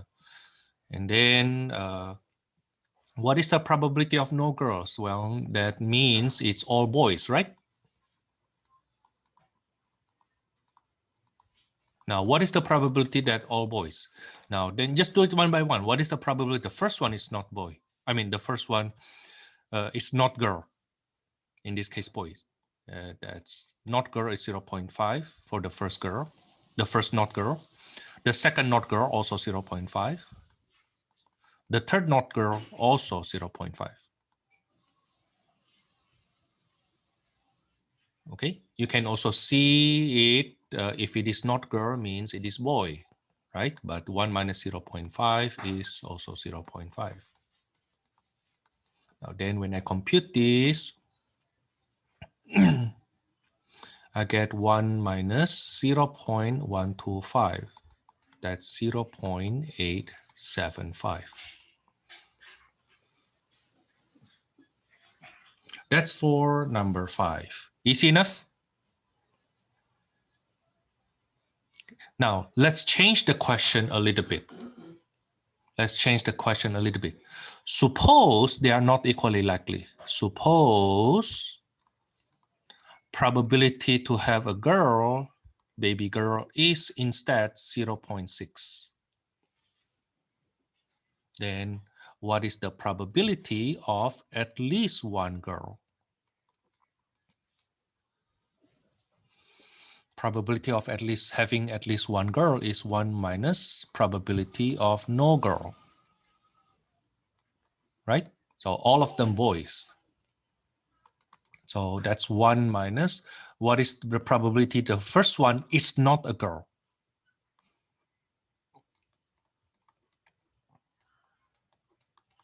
That's 0.4, right? 1 minus 0.6. So the probability the first one is not a girl is 0.4. The second one not a girl, 0.4 again. The third one is not a girl, 0.4 again. That's 1 minus 0.064, which we will get 0.936.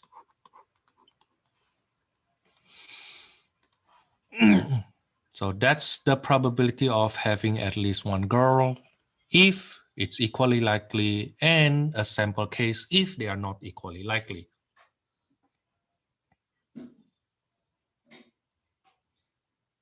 Number 7, birth in the United States. In the United States, the true probability of a baby being a boy is, the probability for being a boy is 0.512. Now, among the next 6 randomly selected births in the United States, what is the probability at least one of them girl? Probability at least one girl in the next 6. At least one girl is the complement of no girl, right? The way we did above. Okay, so that's equals to 1 minus probability of all boys, right? All 6 of them boys. That's 1 minus the probability. The first one is a boy is 0.516. That's for the first one. The second one, 0.512. The third is 0.512. The fourth, 0.512. Probability to get to be a boy, 0.512. So you see, because we have 6 children to take care, we need to multiply it by 0.512 6 times.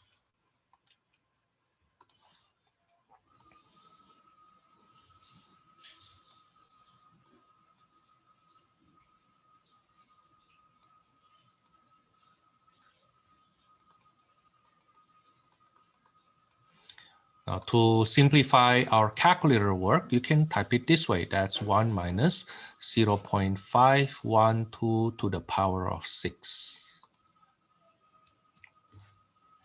0.512 to the power of 6 is 0.01801. Oh, I'm sorry. It should be 1 minus. Should be 1 minus.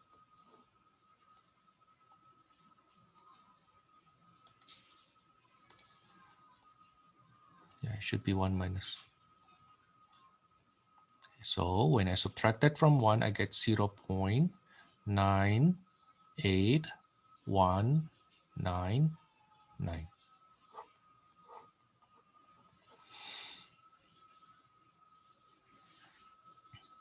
Yeah, that's the probability of at least one girl. In fact, the probability to have all boys of these 6 is actually quite a small number.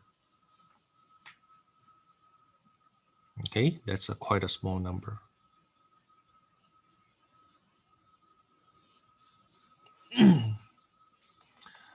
Number 11, at least one defective phone.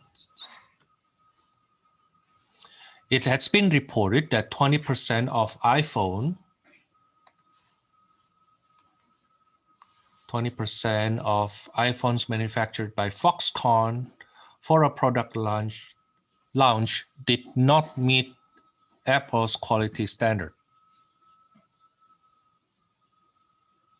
Okay, now an engineer needs at least one defective iPhone,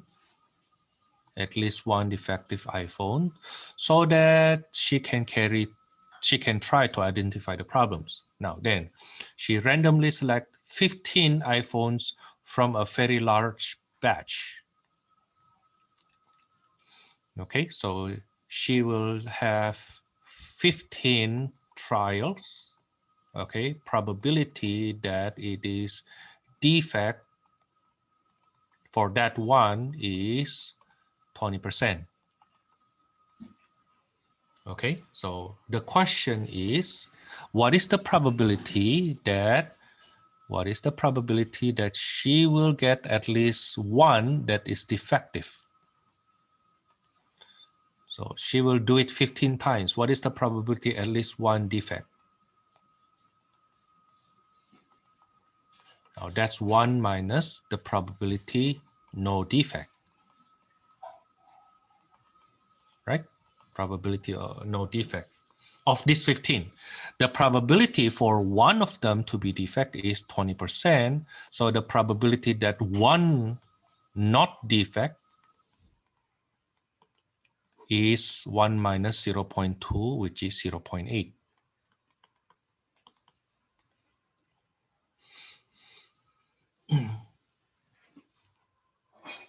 Okay, now then, what is the probability that all 15 no defect? That will be 1 minus the probability the first one not defect is 0.8, the second one not defect 0.8, the third one not defect 0.8. You need to do that 15 times.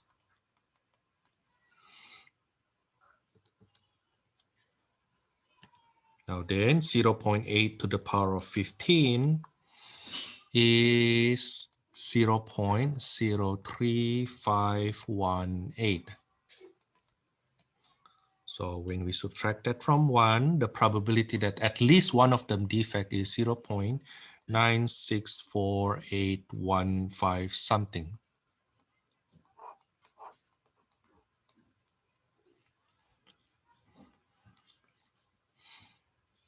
So she will grab 15 iPhones and check for defect. Now, is that probability high enough so that she can reasonably sure of getting a defect for her work? Okay. So basically the follow-up question is the probability high enough for that? Is the probability high enough? Then we will answer it this way. Okay. The event of not having at least one defect. She needs at least one defect, right? The event of having not at least one defect, or basically the probability of no defect.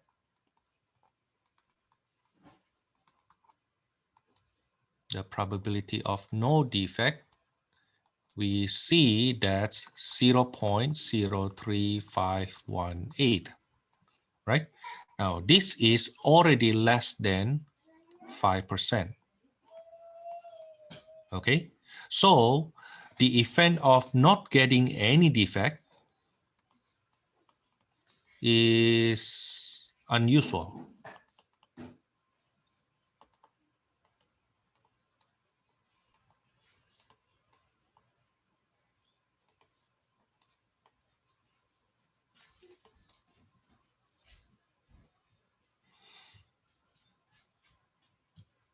Okay, now then because the probability of not getting what she wants is unusual, then the probability to get a defect is very high. Okay.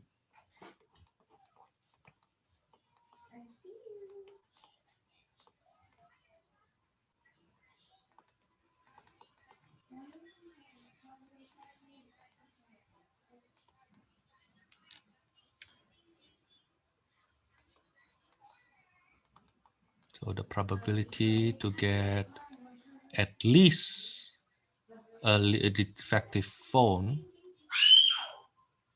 is high. Okay. In fact, it's more than 95%. It is more than 95%. Right? In this case, it's 96% something. So it's reasonably sure. Yes, it's reasonably sure. If you pack that, if you pack the sureness at least 95%. If you use the standard of 95% as being high probability. Okay. Now, of course, the thing is the definition of the probability high enough is different from people to people, right? Okay. Some people want 99%. Some people want 99.9%. Some people just need 95. Some people need 90. And when I try to date my wife at that time I just need 60%. Okay, as long as I think I have 60% that we can date, I can work from there later on to improve myself while I know more about her. Okay, no, so at this point, actually, our textbook has not defined what is the definition of reasonably sure. Okay, but we can use from the rule of thumbs we used before, that an event is considered unusual if the probability of that event is less than 5%. So the complement of that is the one we use to be reasonably sure. Okay, but this word reasonably sure here is not the statistic terminology that is being used. The word usual in statistic is that at least 5%. Okay, but the word reasonably sure is not defined in this textbook And it is actually not defined in other textbook as a standard terminology. No. Okay, but if you ask me how will I answer this question, then if I don't have that such definition, the only way we can do it is by looking at that usual unusual event case. Okay, so that's for number 11. Let me go on further. Denomination effect. In exercise 13 to 16, use the data in the following table. So we have contingency table. In an experiment to study the effects of using 4 quarters of a $1 bill, college students were given either 4 quarters or a dollar bill, and they could either keep the money or spend it on gum. The results are summarized in this table. Okay, and this is from Journal of Consumer Research. That's a good one. Okay, basically, if somebody buys something and the change is $1, right? Will you give that person $1 bill, or will you give that person 4 quarters? With this expectation, okay, if I give that person 4 quarters, I hope that person use that money instead of keep it. That person will use it to purchase gum. That's what we hope. Okay. Now, so these two people here, Praya and Joydeep, they did this research and see the data. This is empirical data. Okay, even though the sample size may not be that big enough, but the result I think is quite reasonable. Okay, quite reasonable to make us do further research. Okay, it's reasonable enough to give us further. And the nice thing is like, okay, you give the change basically the same amount, the same total, $1, right?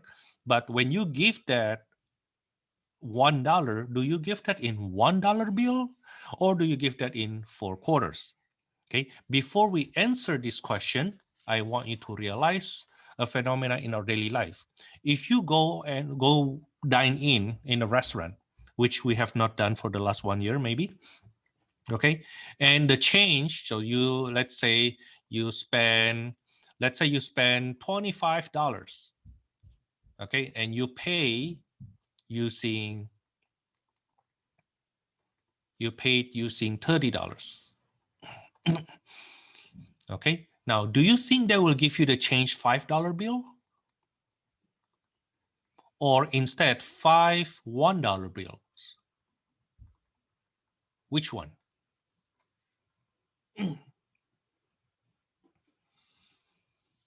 Believe it or not, they will give you this one.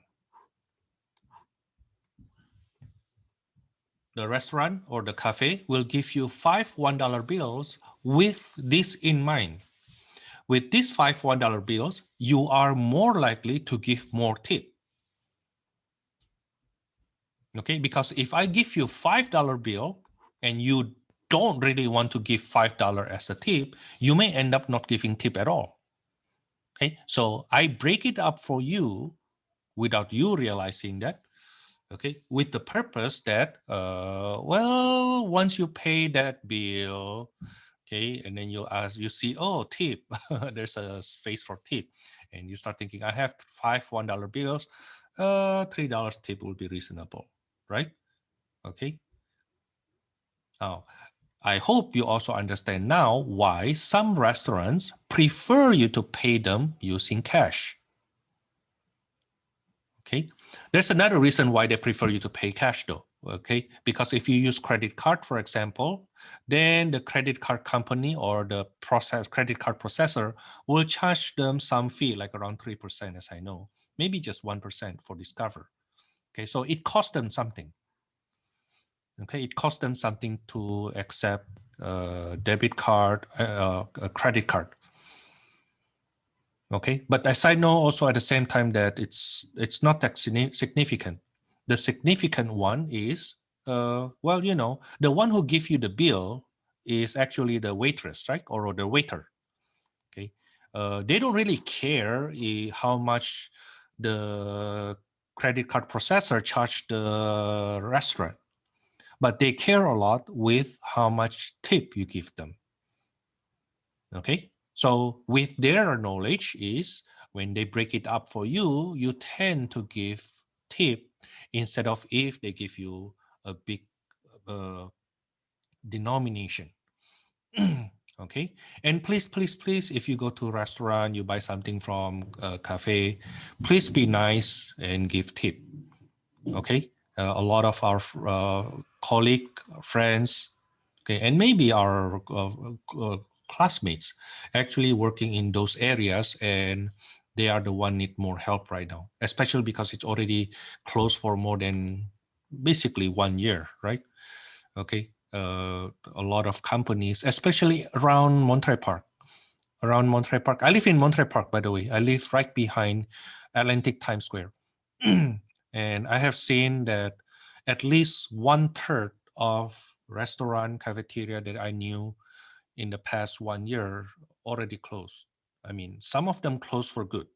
Some of them still closed until now because they know even if they can open, they cannot get enough customers yet. Okay, so please be considerate for that. Anyway, I picked this question to go over because it is actually related to what we do, what happened in our daily life. See, these people give $1 in two different forms, basically. $1 bill or 4 quarters. But which one will improve their follow-up sales? Okay, now let's take a look. Part A, find the probability that randomly selecting a student who spent the money given that student was given $4 bill. Okay, so part A, the probability of spending the money, in this case, purchase gum, given 4 quarters.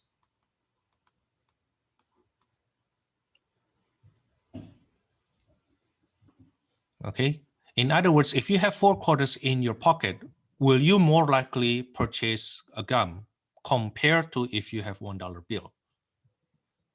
That's what we want to see. Now let's see how many people, how many students there have given 4 quarters. So the sum here, right? The number of students or the number of people have 4 quarters. That will be 43, right? There are 43 people, 43 students with 4 quarters.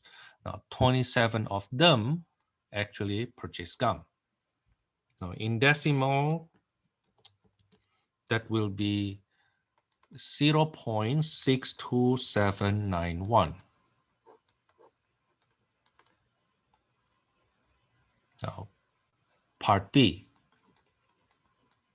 Find the probability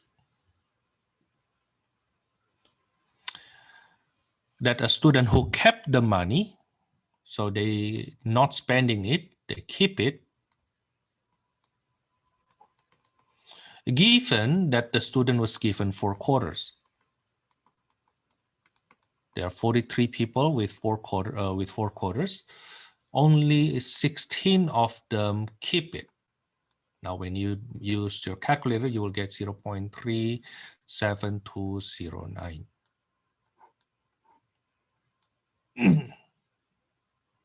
Okay, now question number 14 is basically analyzing what happened if you are given $1 bill.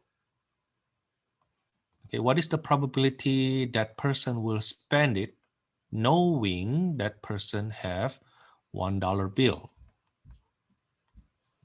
What is the probability that person will keep it given that person have $1 bill? Okay, let me see. I already closed the textbook. Okay, but that I believe that's basically the question for number 14. Okay, and we can use this to improve our numbers. This is 46 here. Okay, so if somebody have $1 bill, there are 46 people in that situation. What is the probability they spend it? There are 12 of them end up spending it. The probability is 0.26087. Okay. I hope that explains why gums, little candies tend to be put right at the cashier. When you try to pay for your purchase, okay, you're done with the purchase, okay, and then you see, oh, there's a Tic Tac there. Not TikTok, no, not TikTok, Tic Tac. Or maybe Snickers, that's my favorite chocolate bar, or other type of little candies. Okay, why? Because they know those kind of small spending, relatively smaller compared to your overall purchase, is a decision you can make without thinking too much, simply because you have cash in your hand. It's just like, oh, I have this cash, I'm so lazy to put it in my wallet. Okay, let me just buy this thing or let me just buy that thing, like that. Okay, that's psychology though. That's psychology. So if you may think, oh, the reason they did that, they try to manipulate us. Hey, don't forget, they are in the business for making money from you. Okay, so they did it right. Okay, you are the one need to realize that though. I mean, it's your money. That's your money. They have no control over how you make decision, but they may influence how you make your decision, and that's what they do. So don't get mad with them saying, oh, you know what, that's unethical. No, it's actually very ethical because you make that decision based on your choice. Okay, based on your freedom. It's no pressure. Okay, and of course they have the right to manage and arrange their items the way they want it. It's their store. Okay, you take care of your money, we take care of our store. Okay, what's the problem there? Right? Okay, now that's for number 13. Number 15. Find the probability of randomly select a student. So it's still from that denomination effect. You know what? Let me do it this way so that I can see above. Pull it up a little bit higher. Okay, find the probability that a student who spent money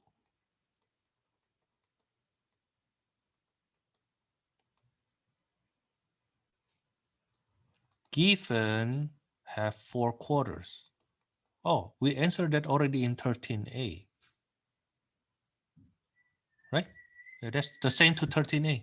That's the same to 13a. Okay, that's 27 over 43. That's 0.62791. And part B, what is the probability that person spend the money given that person $1 bill? That's with something we have done that in 14a also. That's 12 over 46, which is significantly lower.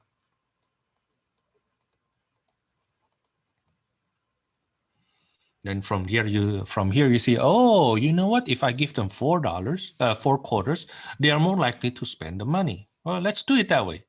Is that wrong to do that? No, your change is $1. I give you $1. I just write it in fractions. And you don't like fractions. That's why you give me that fractional money, the quarters, right? Okay. Now that's for number 15. Let's go on to number 16. It's something good to know, huh? Yeah, good to know how people use this effect. Yeah, that you don't think of. Like all you have in mind is like, oh, both of them given $1 change.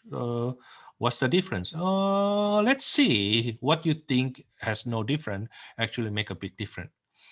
Okay. Now number 21. Let's see. I have a chat coming in. How is it accurate when the number of students not equal? No, you don't need them to be equal. You just look at of those who given this, what is the proportion? Of those who given in this situation, what is the proportion? Okay, we are looking at the proportion. That's all we need. Look at the proportion, and they don't need to be the same number. Okay, they don't need to be the same number. It will be nice if the number actually close to each other and big. Okay, but they don't need to be exactly the same. No, they don't need to. If I want to criticize this result, I would say that 40 may be too small, like 43 and 46 in total, maybe too small. I would like to talk about like 300 maybe.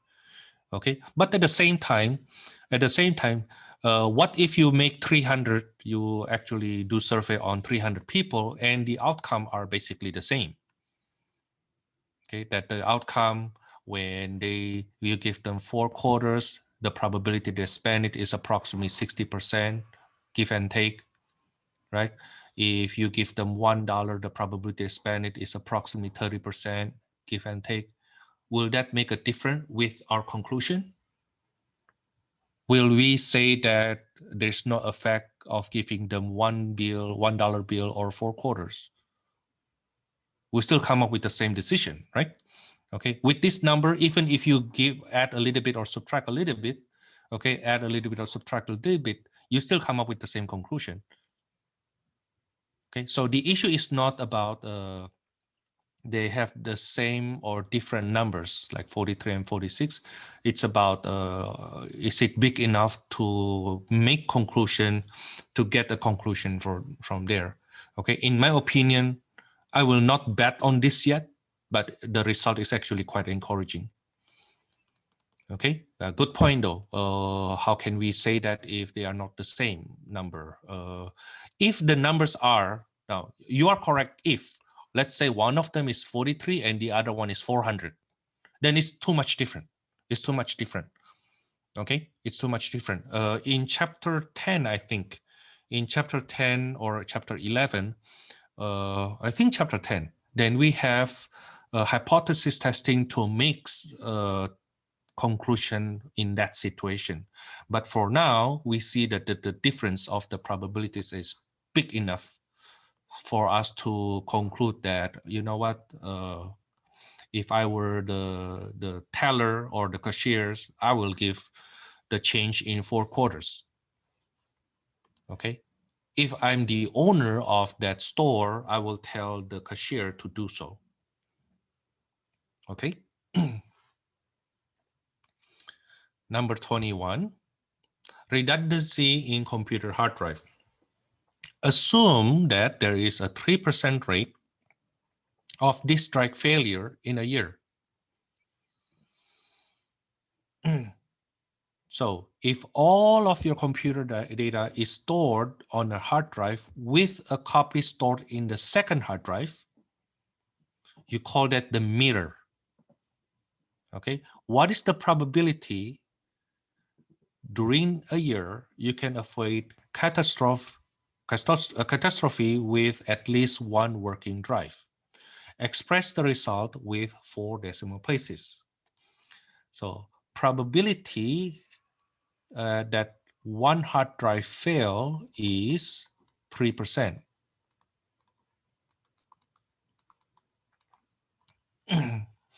Probability that both fail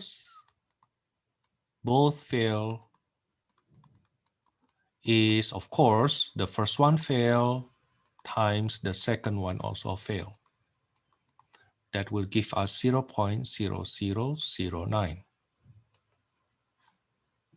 Now, what we want here, what is the probability that at least one work? Now, to have at least one work, that's the complement that nothing work. Right? That's the complement of nothing work. That's 1 minus probability nothing work. In other words, 1 minus the probability that both fails.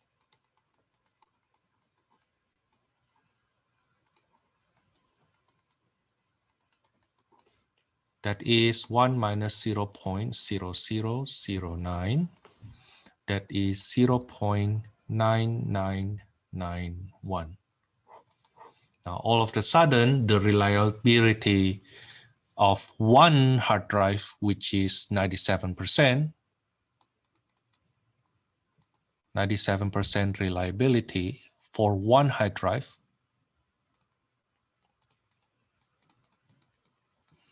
now it increased becomes 99.91% reliability if you use two hard drives.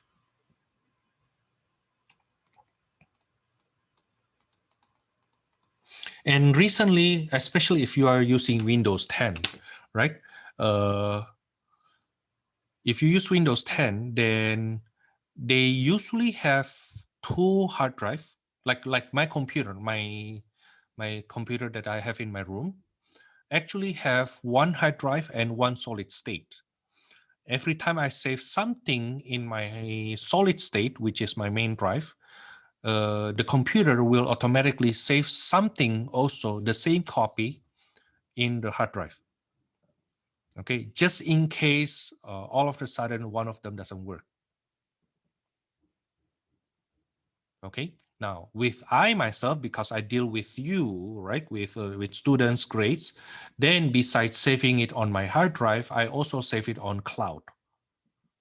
Now, one of the big reason is just in case one day I go back to Indonesia and the dean suddenly will say, Thomas, I want to review the grades you give for your spring 21 statistic class at ISLA College. Then I can just get it from the cloud, even though I'm, let's say, in my vacation in Las Vegas or visiting my parents in Indonesia. I can give that result back faster without waiting to come back to LA and get to my room and turn on my computer like that. Okay. So that's how we improve the reliability test. And if you remember, this is basically the same explanation I gave last week about the network reliability, about the alarm that my sister used. My sister uses 3 alarms to make sure that she wakes up on an important date, right? Okay. Now, but Thomas, don't you think it's kind of strange that when we were kids, when we were children, ask yourself about this. When we were children, we hardly wake up late for our school. And you don't use alarm. Very likely you don't use alarm when you are still like around 7 years old. Anybody knows why? That you are 7 years old, and you are lazy to go to school, but you end up going to school pretty much on time, nearly on daily basis. The reason is you have a living alarm, your parents, your mom. Like I observed this with my son. My son, when he sleeps very, very well. Okay, now you can turn on the alarm may goes off next to him, but he still sleep.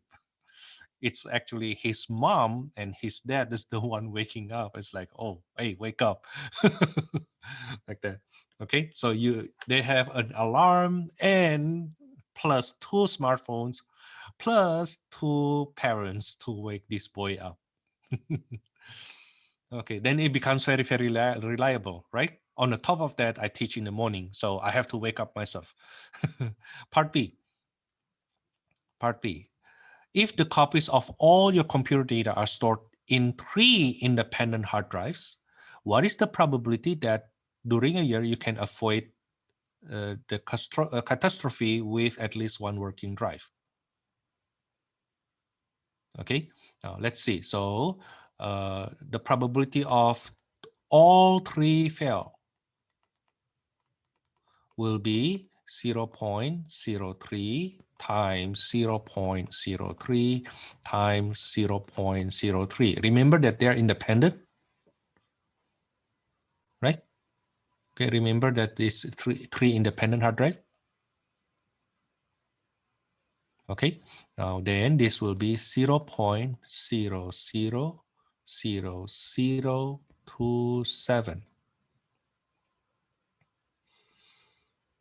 Now express the result with 6 decimal place. What is the probability that at least one work? That's 1 minus probability all fail.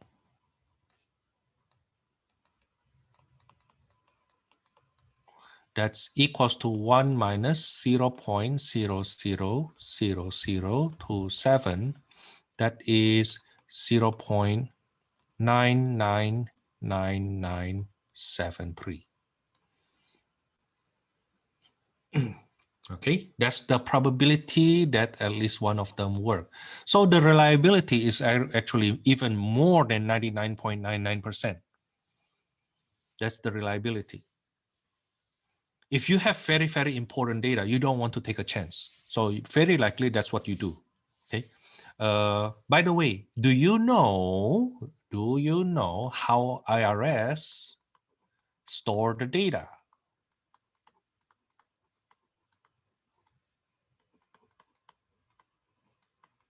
The most hated institution in the United States. Nobody will really say hate speech against IRS, but tell me anybody love IRS. Stores your data.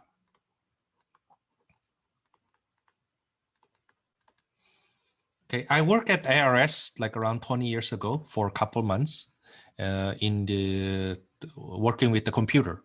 So I happen to know that once a data coming to IRS, right? IRS will store that at 7 different places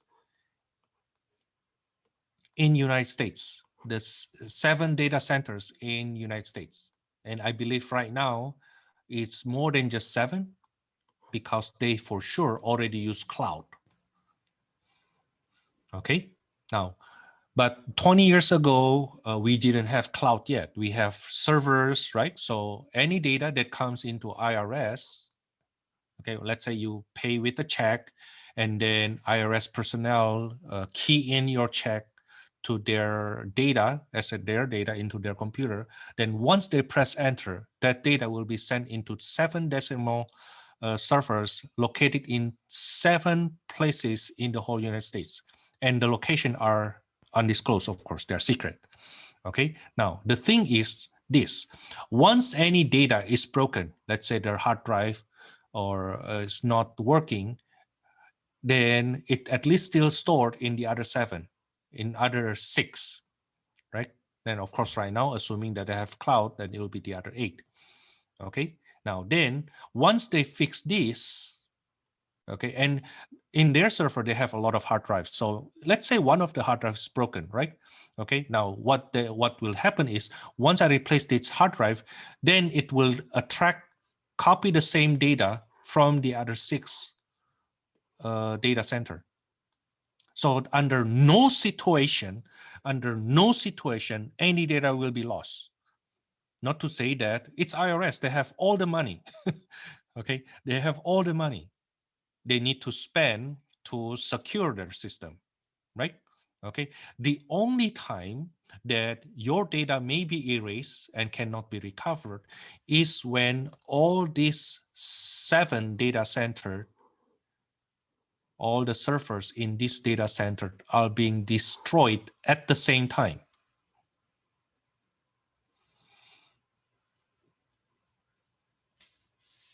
Okay, and if that really happened, it must be done by somebody inside, somebody who knows the location of all these 7 data centers.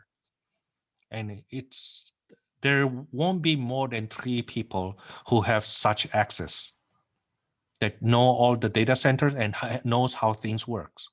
Because I may know, I don't until now, but even if I know where are these 7, I don't know how it works in details. So, okay, so if IRS suddenly tell you that they lost their data, chances are they purposely lose it. Okay, there's a scandal like around 5 years ago, I think, or maybe I think around 5 or 6 years ago, that IRS actually going against a certain group of people, and when they were investigated, they say that they lost the data. And strangely, Congress just believed them. Okay, well, that kind of things happens. No, it won't happen with them. It may happen with us because we don't have that much resource. Okay, how important is your data, especially me as a professor, right? How important is my data that I need to store it at 7 different places? Right? No need, right? At most 2. Okay, plus cloud, call that 3, right? Okay, with them, it's automatically stored in 7 different places. And the fact that they say that they lost all 7, it's just like the inspector general just say, no, something wrong with your system if that happens, right? Okay. Well, anyway, sometimes if you don't know statistic or you don't know how to compute it, you don't realize they are actually lying through their teeth. Okay. Now they may actually lost the data. Okay, but the way the data loss for sure was done purposely. For sure, it was done purposely. Okay, and unfortunately, that it was not investigated further. Okay, it's just like, come on, man, how can IRS has their computer broken? Okay, they lost the data. It's like if my son, my wife, or me lost a piece of paper, I think that's quite humane, right? But for IRS, they lost something. But the strange thing is when they ask for your tax return, they don't lose anything. Strange, huh? But when they were subpoena, they suddenly lost a lot of things. Think about it, right? Okay, number 25 is a slightly more advanced question from your textbook. Find the probability that of 25 randomly selected people, at least 2 share the same birthday. Now, before I answer this question, let me modify this question to a smaller number first. Okay, let's answer this question first. Find the probability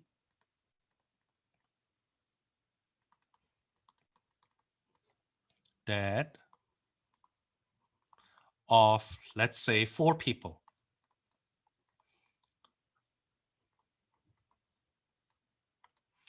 at least 2 share the same birthday.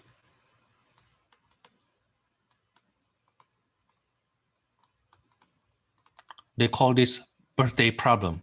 Every elementary statistic textbook, every elementary probability textbook must have this type of question. It has a nickname, birthday problem.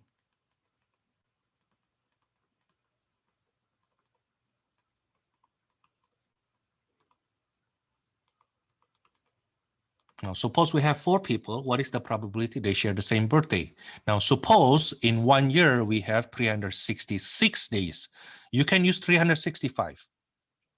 Okay, you can use 365, but if there's no restriction on the number of days, we're supposed to use the maximum 366 days. Now, there are 4 people, right? What is the probability they share the same birthday? Probability of at least 2 same birthday. If you think about that, it's basically saying that probability of some same, right? Okay, probability of some of them same. But some of them the same is the complement of all different. Is it right? The probability that all of these people have different birthday. Now, what is the probability they have different birthday? The first person has 366 days out of 366 days to be born on. The second person has to be different. The second person has to be different. So the second person has only 365 days out of 366 days to be born on. Why?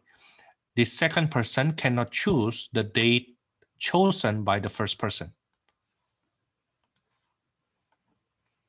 Okay, now we keep on doing that until the fourth person. So the third person only have 364 days to choose to be born on if you can select the date of your birthday. Okay, and then the third one is the last one, the fourth person have only 363 days. Now we will compute this. 366 times 365 times 364 times 366 divided by times 363 divided by 366 to the power of 4.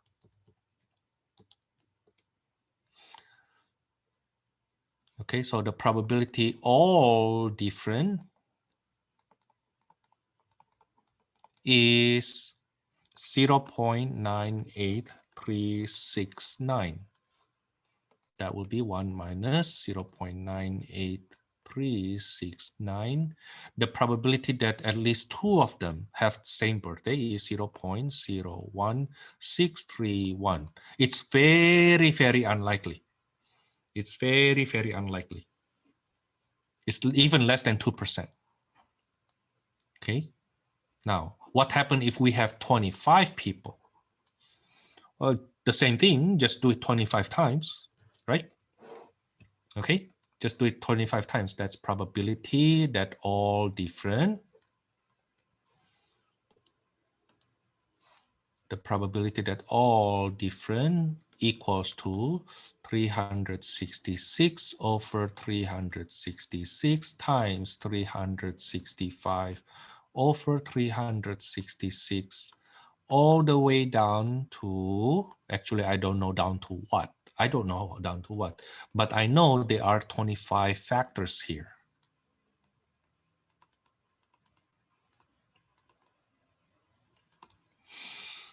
Okay, I know there are 25 factors there. Now, if you have watched lesson 5, where we learn some counting method, then you realize the top one can be represented as 366 permutes 25. And the denominator is 366 to the power of 25. If you have watched lesson 5, okay, so I basically borrow something from 4.4 to do this advanced question in 4.3, but it's not really an advanced idea. It's just how to use your calculator to compute such a big numbers to multiply. Okay. Now, how to compute that permutation? Let me show you my calculator. How to compute that permutation. This is how you do it. Okay, I did permutation already with my other class. Okay, this is, oops, what happened? That's not what I want to do. Yeah. So 366 permutes 25. You type that 366 first, and then you go to math, PRB, NPR. Permutes 25. Enter. That's a very big number. Okay, but divide that by 366 to the power of 25. So we get 0.43232.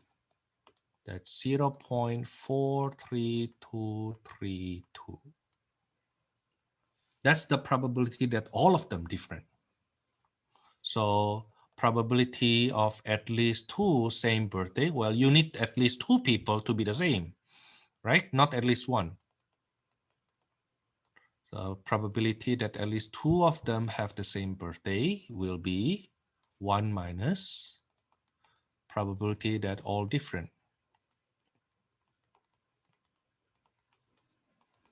Okay, that will be 1 minus 0.43232.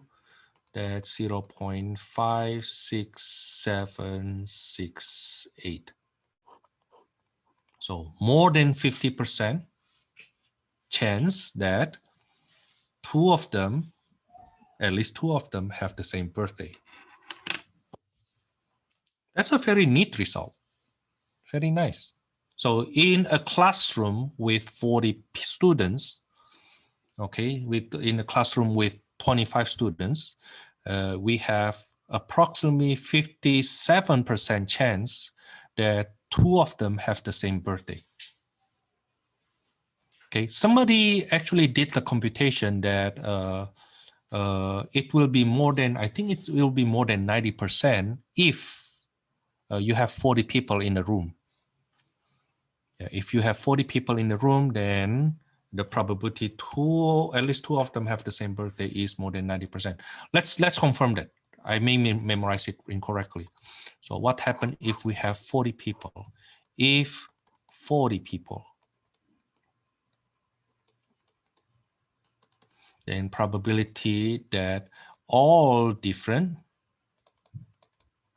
will be 366 permutes 40 over 366 to the 40. So 366 permutes, oops,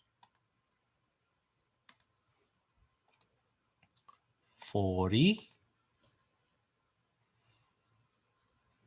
What's that? Oh, it's overflow. It's too much. Okay, 366 permute 40. Let me divide that right away by 366 to the power of 40. Oh, it's still overflow. Wow, that's way too big. See, at some point, your calculator cannot handle it. You know what? Let me use this. Quit. Let me use parentheses. Let's see if it works. Sometimes it's just the way we type it, though.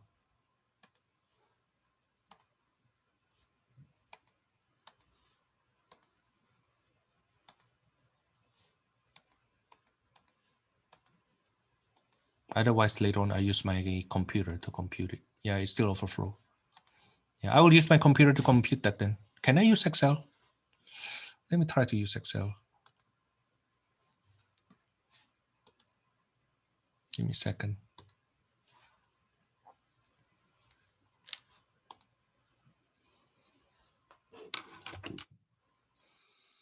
So equals to 366 to the power of 40. Let me enlarge this so that you can see better. And how about permutation? I don't know if they have permutation function here. Function, where's the math?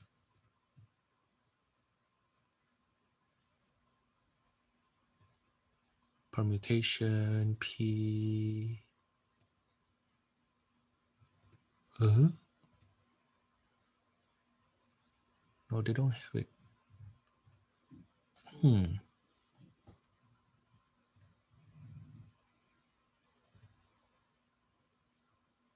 Factorial, maybe?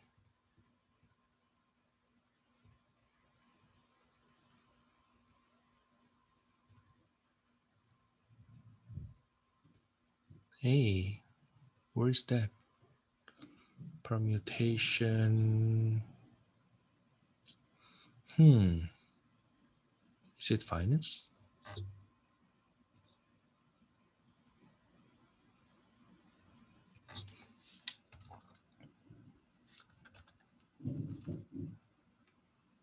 Oh, here, this one, permute. Okay. Number of objects, there are 366. And number chosen, 40. Okay, so the ratio will be, man, you really need to use yeah, so yes, that's the probability. The probability that all of them different birthday, if you have 40 people, is this number.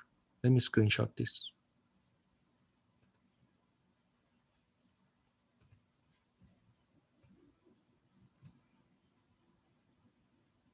You're looking at my main board, right? Okay, yeah.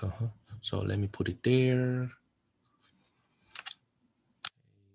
Then I put it here for us to see.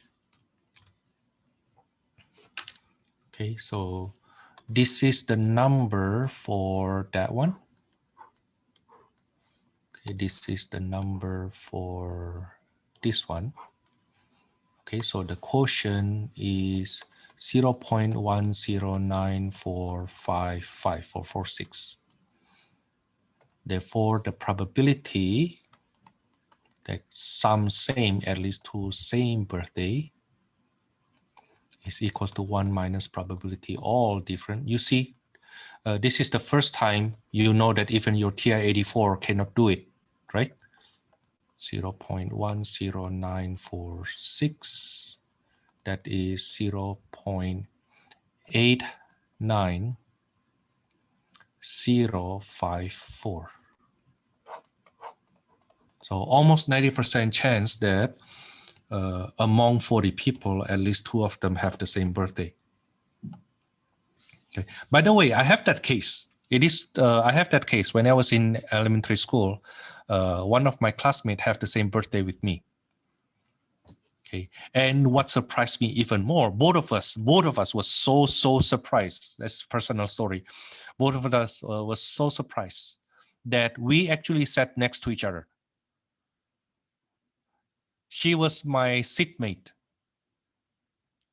and what surprised us even more, we were in a small town when we were born. We were born in a small town, and then in, let's say, 10 years, that small town actually grew, become the seventh largest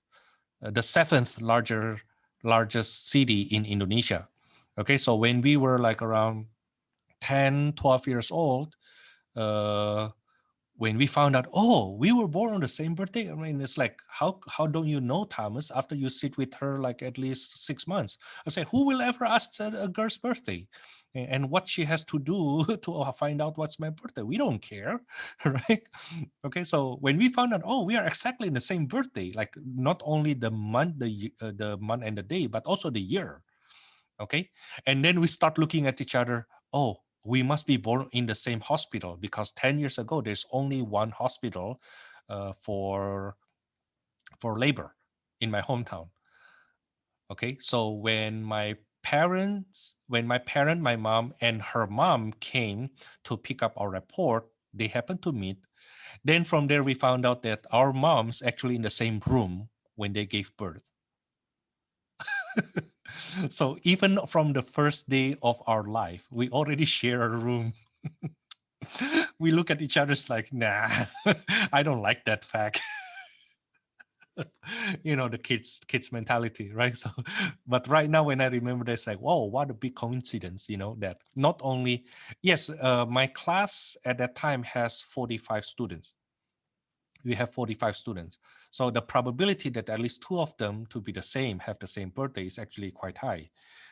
The chance that it's me that have the same birthday with somebody else is actually still small, very small. The chance that we end up become seatmate, that's even smaller.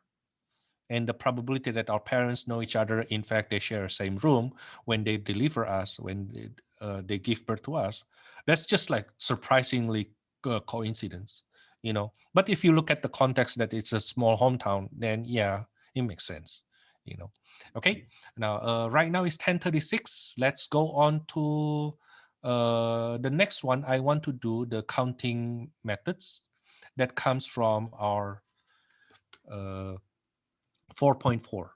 But I'm thinking to give you a long break first. When you come back, we will do 4.4. Let me just erase this, by the way. Okay, let's come back at, let me ask you to come back at 30 minutes from now. So 12:10. Yeah, let's come back at 12:10. Get your lunch and see you later.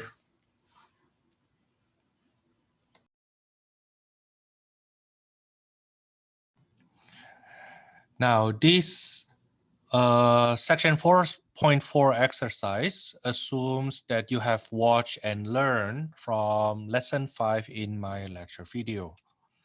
Okay, before I forget, I want you to realize that I already have announcement number 4. I already have announcement number 4 for your preparation for test 2. I mean, material for test 2. Okay, so we are now in lesson number 5, right? We are now in lesson number 5. So we assume you already watched this lesson number 5. Okay, now I put it in announcement 4 because it is actually part of your test 2. Okay, now then, so next week, before next week, even though next week you have a test, I still expect you to watch this video for lesson 6. Okay, and the video is actually quite short. It's only how many minutes? It's only 1.5 hours approximately. Okay, so that's equivalent to the lesson you have next week. Okay, now of course next week what we do is we will go over the material from that section. I believe that will be 6.1. Yeah, I believe that's about 6.1. Okay, now that's for the material for you to watch in the next 1 week. Let's come back to that notes. Now, when I go over this exercise here, there are some problems can be done in more than one way. Okay, I will try to explain different ways of doing a problem, but I hope you don't get confused with that. Okay, I just try to offer you more than one way to look at the problem. Okay, now of course I will first stick with the original method, that is the probability of an event equals to the number of ways that event can happen over the number of ways any event happens. Okay, we will use that, basically that definition.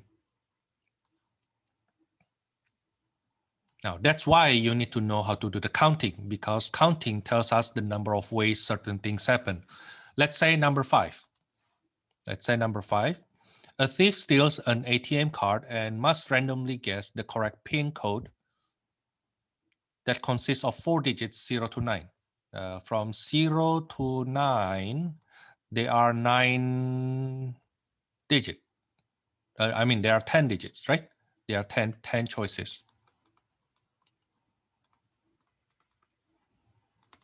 Okay, that must be entered in correct order. Repetition of digits allowed. What is the probability of a correct guess on the first try? So if that thief had only 1 try, what is the probability that thief is correct for all 4 numbers? Okay, now the thing is, we will compute this way. How many ways to have that PIN correct?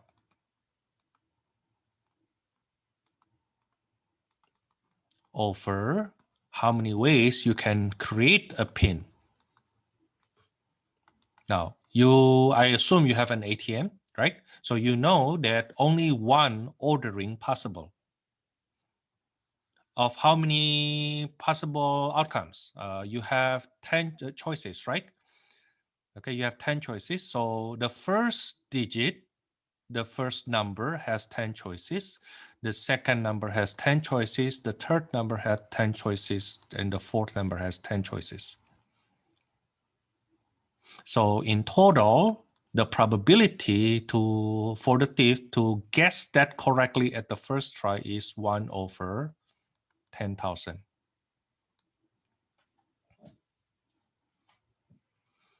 Okay, there's only one correct pin out of 10,000 possible pins. So that's method number one. Now, method number two is different method, but you should get the same answer. Okay, the probability for the thief guessing it correctly, all four, basically means the thief has to guess it correctly 4 times back to back. Okay, now what is the probability the first number was correctly guessed? And that the probability for the thief to select the correct number out of 10 possible numbers is 1 out of 10 for the first digit, times the probability that he is correct for the second digit, times he is correct for the third digit, times he is correct for the fourth digit. Now, it doesn't have to be he though, it can be she too. Okay, so for the thief to guess the pin, all the pin in the correct order, then he has to guess that 4 times correctly back to back. Okay, and it's 1/10 for each correct, and then to have it 4 times, basically you take it to the power of 4. Okay, now that's for number 5. Number 7. In a horse race, a quinella bet is won if you selected the 2 horses that finish first and second. And they can be selected in any order. Order is not important. Okay, now the 140th running of the Kentucky Derby in a field of 19 horses. What is the probability of winning a quinella bet if random horse selections are made? There are 19 horses. The order doesn't matter, right? So you just need to select the top 2 winner. There are 2 winner. Okay, the other 19 not win. You win quinella bet if you select 2 from here and nothing from here. Then how many ways can you do that? How many ways can you do that?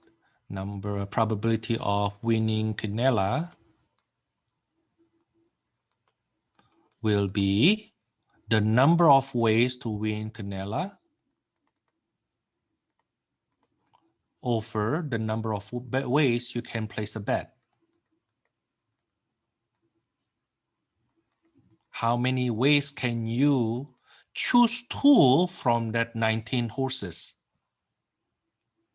Okay, maybe I write it more explicitly instead of just number of ways to place a bet, number of ways to choose 2 from that 19.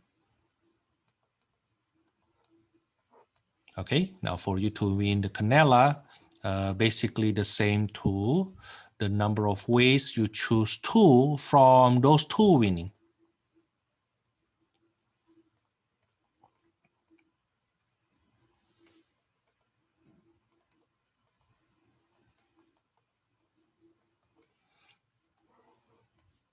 Okay, let's choose 2 from 19. Okay, then the denominator can be done in the following way. There are 19 horses. You need to choose 2 of them. There's 19 combination 2 ways. Notice that the order doesn't matter. Okay, so imagine if you just have 19 horses, right? You have 19 horses, you choose 2 of them. How many ways? That's 19 choose 2. Now, how about the numerator? The numerator of those 19 horses, 2 of them winning, the other 17 not winning. Not in the top 2, right? What you need to do is to select 2 from here and nothing from here. That will be choose 2 combination 2 times 17 combination 0. Which will be 1 times 1 over 9 times 19. 171. So the probability that you win the quinella, that is choosing to the top 2 of 19 horses, is 1 over 171. Now they specifically say write your answer in fractions. That's why I leave them in fractions here. If you read the book, it says that leave the answer in fraction.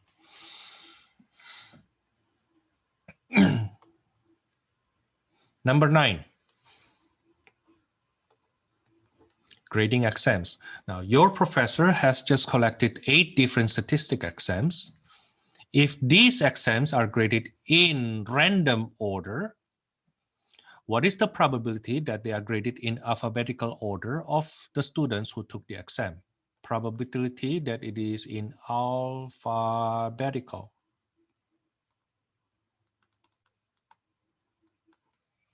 Now, this is equals to the number of ways it will be graded in alphabetical order.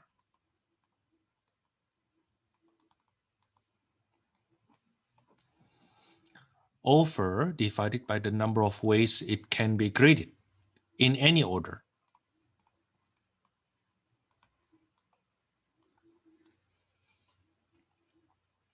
Now, how many ways can you rearrange 8 exams? How many ways can you line up 8 items? 1, 2, 3, 4, 5, 6, 7, 8. So the first one, the first choice, the first time you grade an exam, if you randomly choose it, then you have 8 choices. And then the second choice, you have 7 choices to grade. I mean, after you grade the first one, you won't grade it anymore, right? So it implies no repetition. Okay, so the first choice, you have 8 exams to select from. The second choice, you only have 7 exams to select from, and 6 and 5 all the way down to 1. But this is the same to 8 factorial. So on the denominator here, there's 8 factorial. Now, how about the number of ways to have it in alphabetical order? There's only one way, alphabetical order, right? Okay, so the probability to have it in alphabetical order will be 1 over 8 factorial. Now let me punch 8 factorial.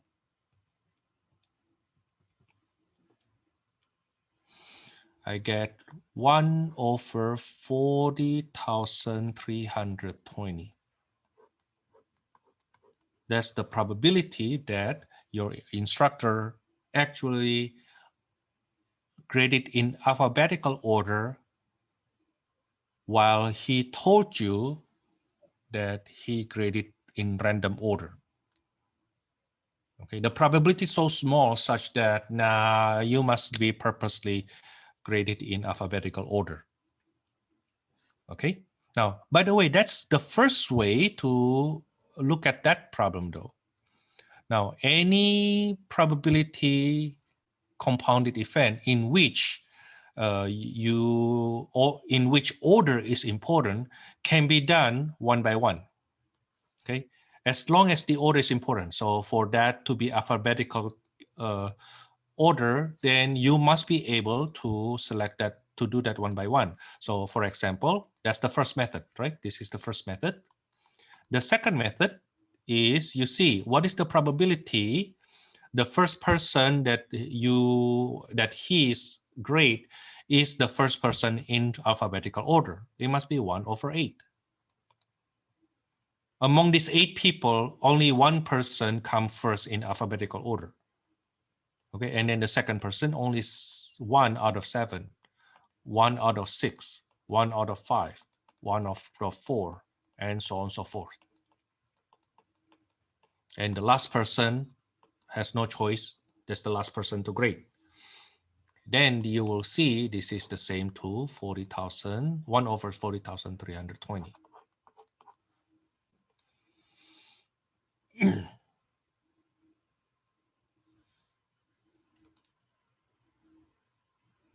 Okay. Number 11. A presidential candidate plans to begin her campaign by visiting the capitals of 5 of the 50 states. If 5 capitals are randomly selected without replacement, what is the probability that the route is Sacramento, Albany, Juni, how to read that, Hartford, and Bismarck, in that order? The order is important. Okay, what is the probability? It is in the order of S, A, J, H, B, in that order. Okay. Remember I said earlier, if the order is important, you are able to do it one by one. Okay. Now, then what will that be? What is the probability that the first city she does her campaign will be Sacramento? That's 1 out of 50 cities, right? And then from that Sacramento, she will go to Albany. What is the probability? The next one is Albany. That will be 1 over 49. Now, of course, she will not come from Sacramento going back to Sacramento. No. Okay. She needs to go to another place, right? Okay, then she will go to 1 out of 49 cities that she has not done the campaigning.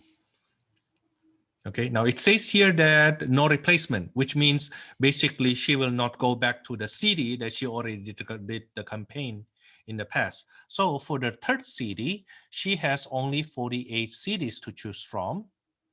Okay, and one of them is Chinu.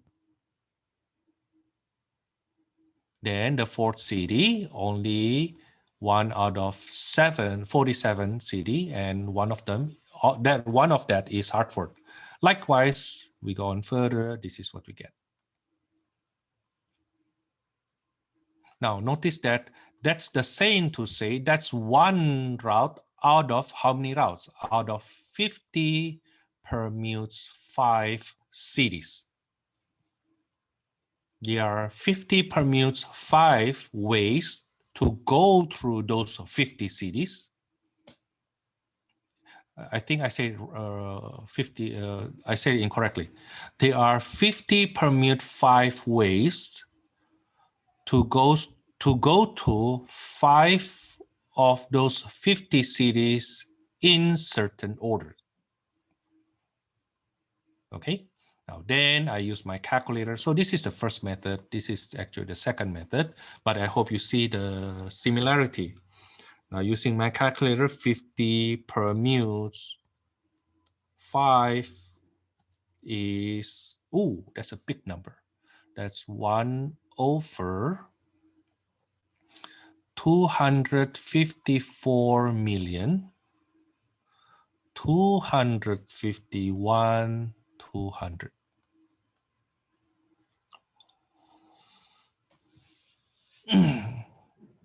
Okay, so there are 50 cities, and she says, oh, I will randomly go to 55 of these 50 cities. What is the probability it is exactly in this order? The probability is so small such that the only way that can happen as you predicted before she does the journey is when she purposely chose that route. Okay, is it possible that it happens that way, Thomas, by coincidence, just by random chance? That's possible. The probability is that small. The probability is that small. If somebody can tell you in advance before it happened that I bet that she will go through this city in this order, and it really happened, very likely that person already have a foreknowledge of that schedule. Okay. Number 13. I don't remember which question I do in my lecture, but I believe I did even numbers. So that's why this time I do odd numbers. Number 13. Safety with numbers. The author owns a safe in which he stores all of his great ideas for next edition of this book. So the author here refers to Mr. Triola. The safe combination consists of 4 numbers between 0 to 99. And the safe is designed so that numbers can be repeated. Okay, so 4 numbers. Okay, from 0 to 99. So how many outcomes for each place from 0 to 99?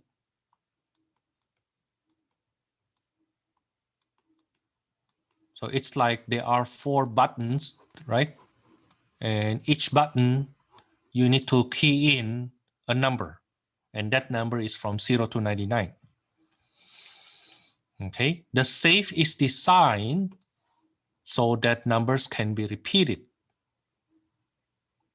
Now, if another author breaks in and tries to steal the idea, what is the probability that he or she will get the correct combination on the first attempt? What is the probability that the thief, the idea's thief, can get it all correct in one attempt, in one try? This question is exactly the same question with number 5. Right? The difference is number 5, each digit only from 0 to 9. For number 21, however, for number 13, however, place is from 0 to 99. There are 100 outcomes for each place. 100 here, 100 here, 100 here, 100 here. Okay, so how many possible outcomes? The number of correct password or correct combinations over the number of combinations possible. Now, they use the word combinations doesn't mean you use combinations to compute that. No. There's only one correct outcomes out of how many choices? Each place has 100 outcomes. You need to do it 4 times. Okay. Or you can also think this way: the probability that the thief get it right in the first number, the first number is 1 over 100. Get it right for the second number is 1 over 100 again, 1 over 100 again, 1 over 100 again. So that's basically the same to 1 over 100 to the 4th, which is 1 over 1 with 8 zeros.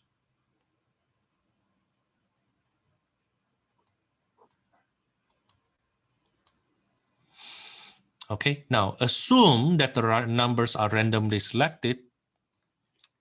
Given the number of probabilities, does it seem feasible to try opening the safe by making random guesses on the combinations? Is it possible if that person get it right on the first try? That's way too small, right? That's way too small. In fact, you can even challenge that person. Hey, you know what?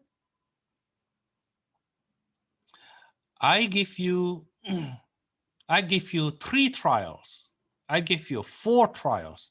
I can let you try 100 times, and the chance is still so small that you get it right. You see, if I let you try it 100 times, the probability is then you have 100 trials, right?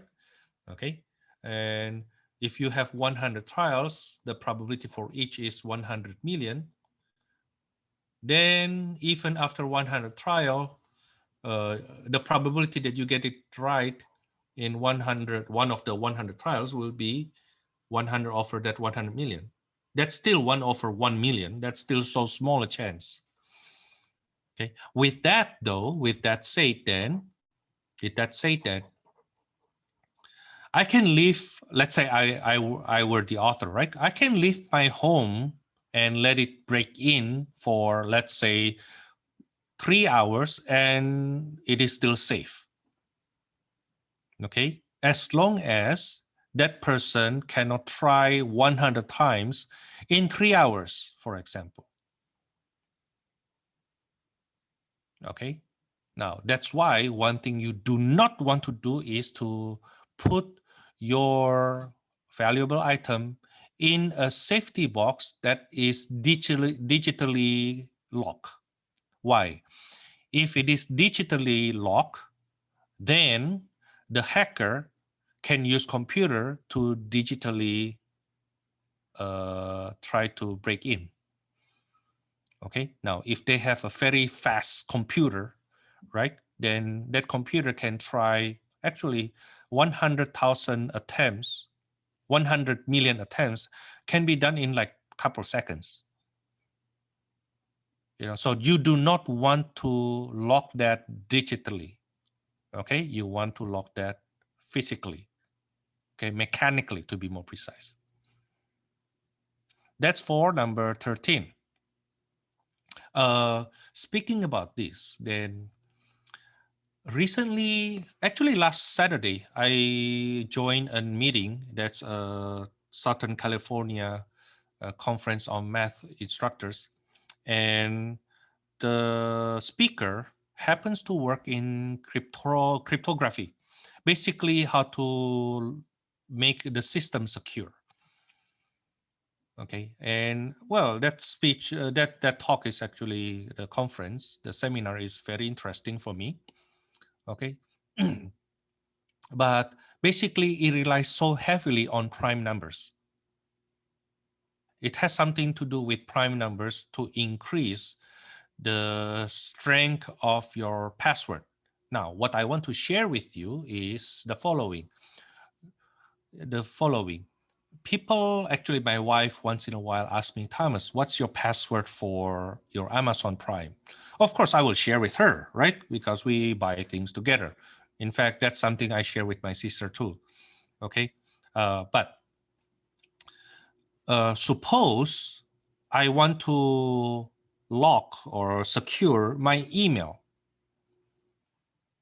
If I want to secure my email, to be honest with you, I don't use password anymore.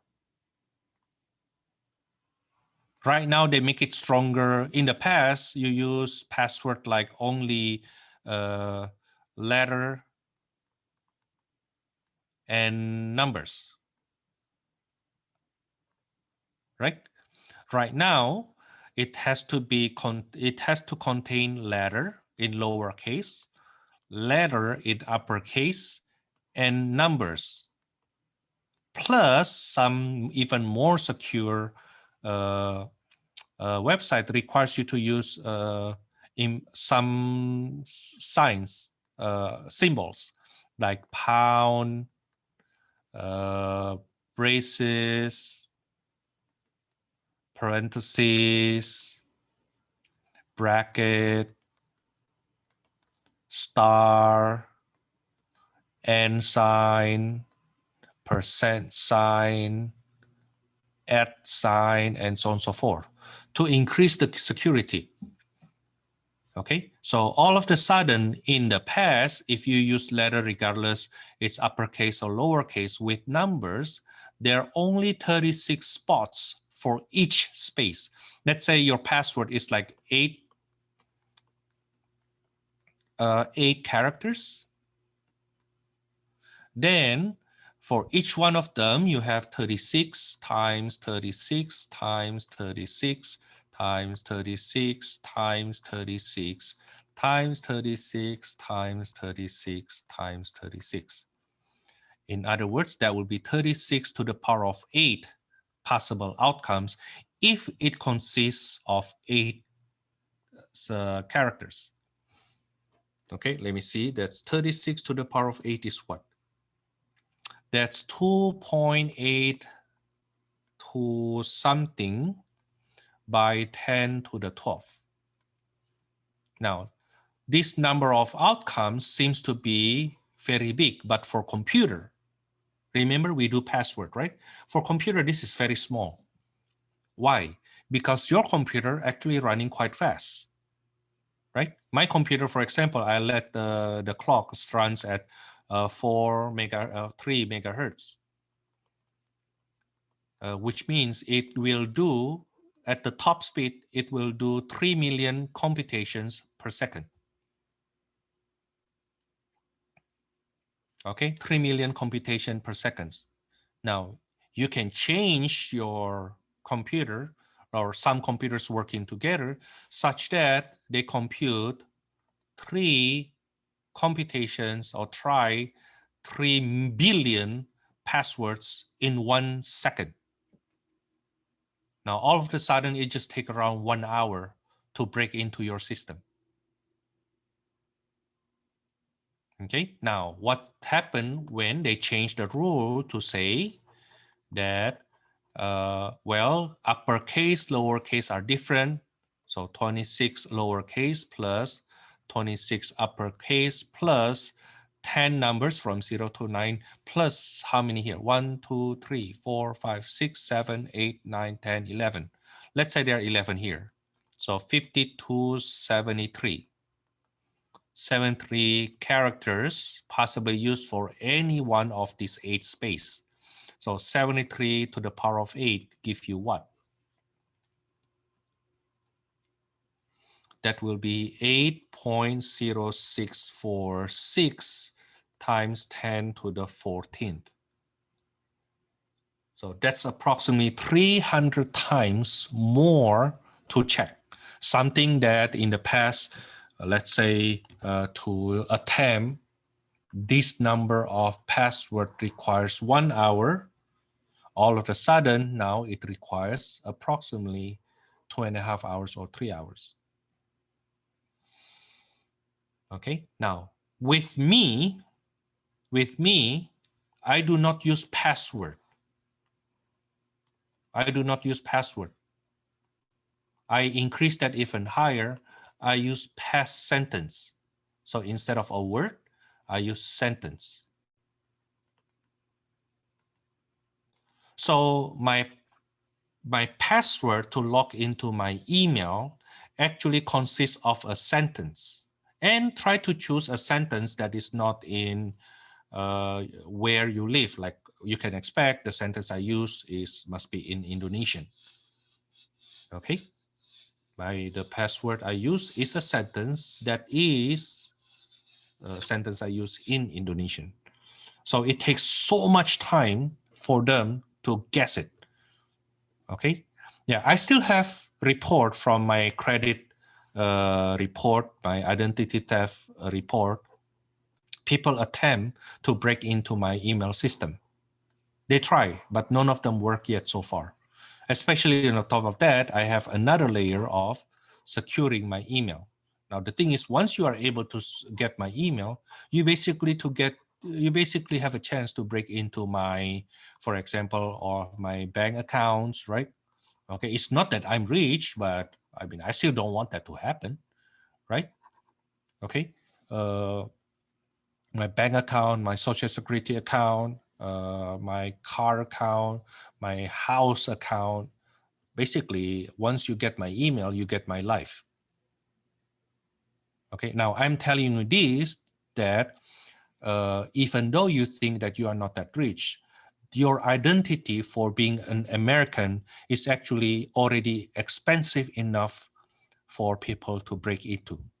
Okay, imagine if somebody steal your identity, like somebody named Thomas suddenly look very different, and this Thomas cannot speak Indonesian, cannot speak English, and cannot do math.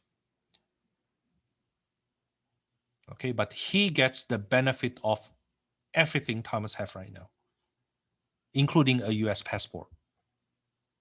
You know, suddenly your identity becomes very expensive.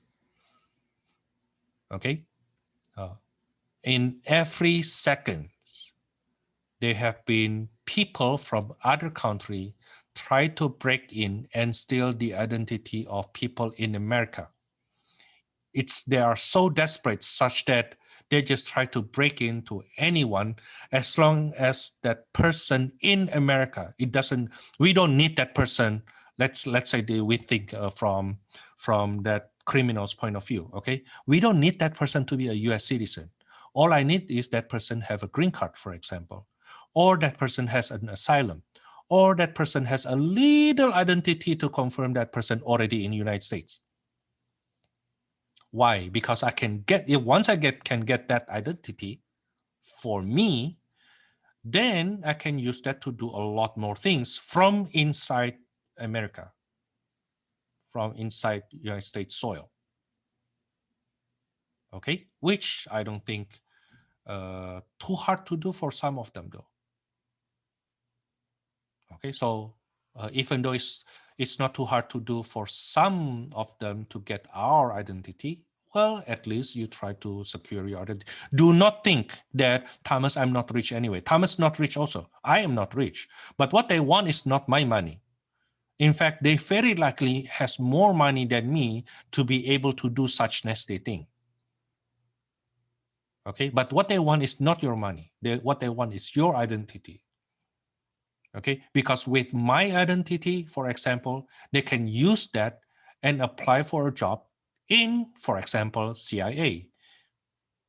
Okay, to work in other places where it requires higher security clearance. Okay, now let's go on with number 15. At Hogwarts School of Witchcraft and Wizardry, the sorting hat chooses one of 4 houses for each first-year student. So there are 4 houses for each, one of 4 for each first-year student. Now, if 4 students are randomly selected from 16 available students, including Harry Potter, now, what is the probability that they are the 4 youngest students?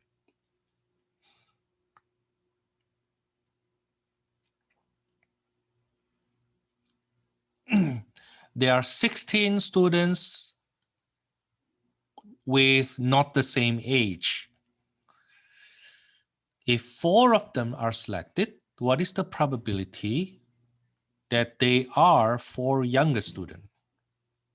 Okay, so how many students we select from? There are 16 students, right? And how many we select from these 16? We need to select 4. Okay, how many ways can that happen? Number of ways to select 4 of 16. There are 16 combination 4. 16 combination 4. That's 1,820 ways to select 4 people of these 16. Now then, when you look at the table of these 16 students, 4 of them in one group, 4 youngest in one group, and the other 12 is not that young. Now you need to select from 4 from here and nothing from here. So number of ways to select 4 youngest will be 4 choose 4 times 12 choose 0. You will see that's equals to 1. There's only one way. So the probability to get 4 youngest when you randomly select 4 of these 15, of these 16 will be 1 over 1,820.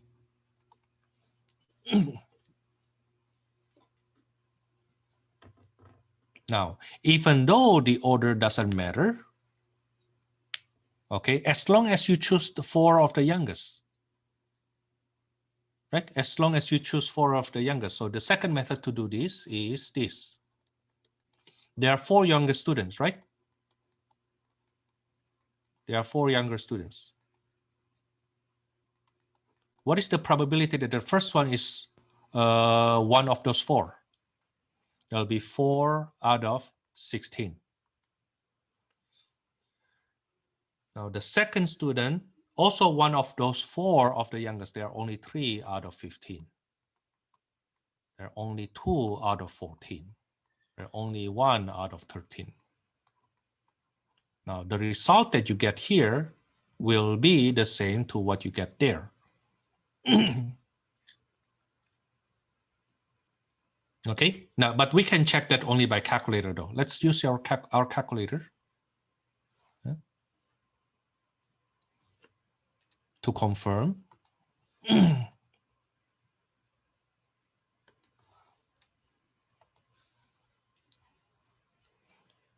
Okay, so 16 combination 4. That's 1,820. Now 1 over 1,820 is 0.000054945. 0.000054945. Okay, where the 5 is at the 4th, 5 is at the 4th decimal place. My bad. So it should be here.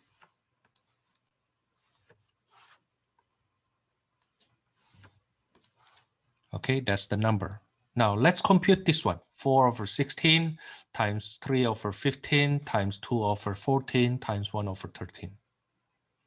Okay, so 4 over 16, that's actually 1/4, times 3 over 15, that's actually 1/5, times 2 over 14, that's 1 over 7, times 1 over 13. Do you see that?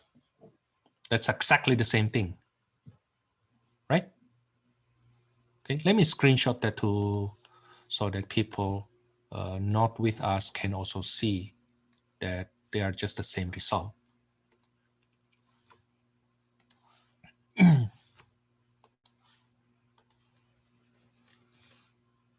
Okay, so the computation I made here actually is same to this, and the computation I make here is the same to this. They're just the same way to do the same thing. The different ways to do the same thing.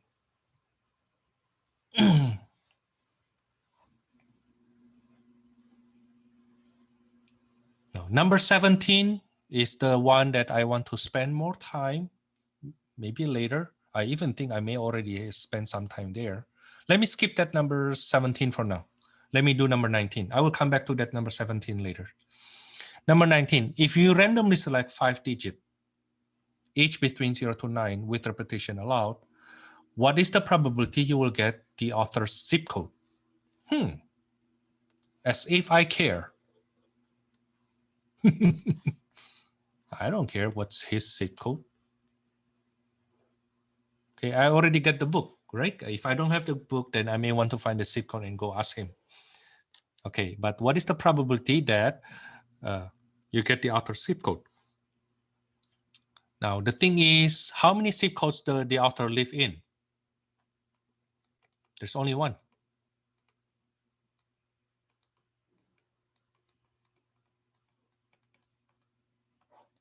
Out of how many zip codes available? Now, there are 5 digits, right? So 5 places, each of them from 0 to 9. So each of them have 10, and then the second one have 10, 10, 10, 10. So that would be 1 over 100,000. Well, again, you can do it one by one. The probability that the first digit is correct is 1 over 10. The probability that the second digit is correct is also 1 over 10. For all 5 digits to be correct, then we need to multiply all this probability and we will get the same result. Okay.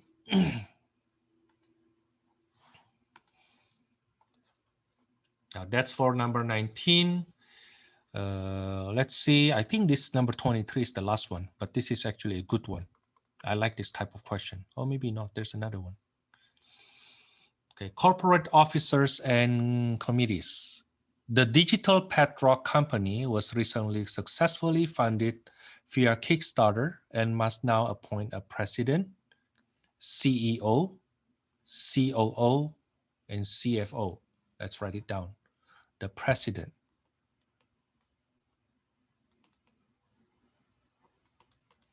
CEO, COO, and CFO. Now, then, it must also appoint a strategic planning committee with 4 different members. And 4 members in a committee.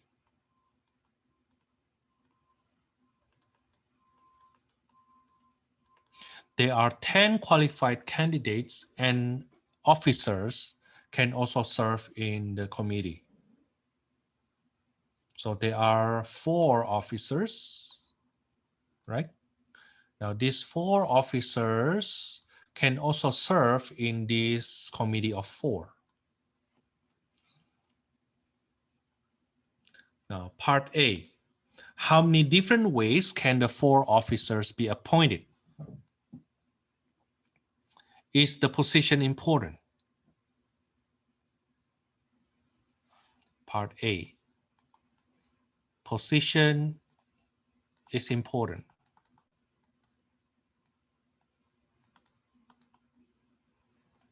Now that implies the order is important.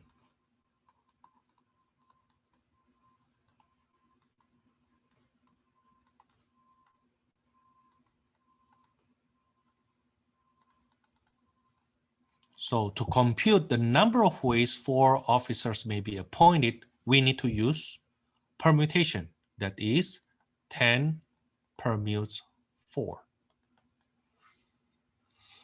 Use your calculator to compute that. There are 5,040 ways to select 4 people from these 10 to be at each one of these positions. Now, part B. How many different ways can a committee of 4 be appointed? Now, it's a committee. So, committee that the order doesn't matter as long as you are a member of committee, right? So, the order position is not important.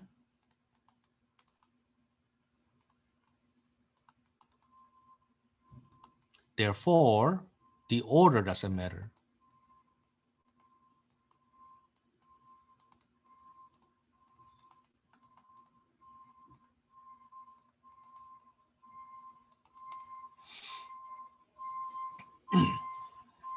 Now, therefore, you just have 10 combination 4 ways to select a committee of 4 with different members.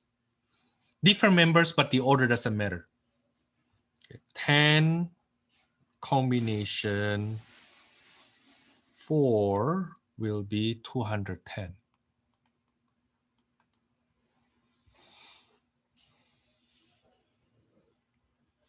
Now, part C. Now we talk about probability. Find the probability of selecting 4 committee members, and these 4 committee members are the youngest. 4 youngest.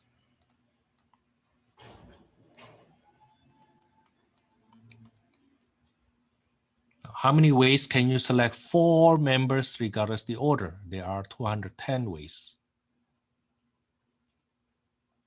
Okay, now how many ways can you choose 4 youngest?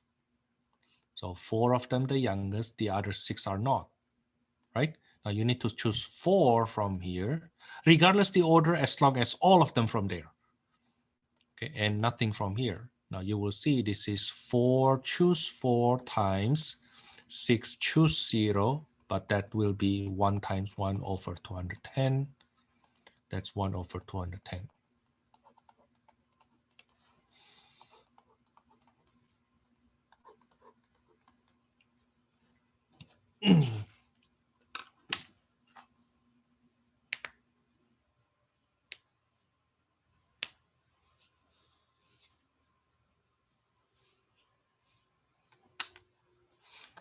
Number 27. Number 27. What a word. One of the longest words in standard statistic terminology is homoscedasticity. How many ways can the letters in that word be arranged? Homoscedasticity. Homoscedasticity.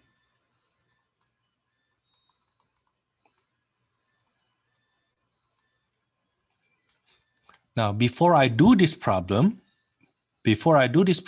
let's take a look on another problem. So I believe I mentioned this in my lecture, but let me look back to that. Let me start with 3 different letters. Let's say letters of A, B, C. 3 of them different. Okay. Now the question is, how many ways can we reorder this?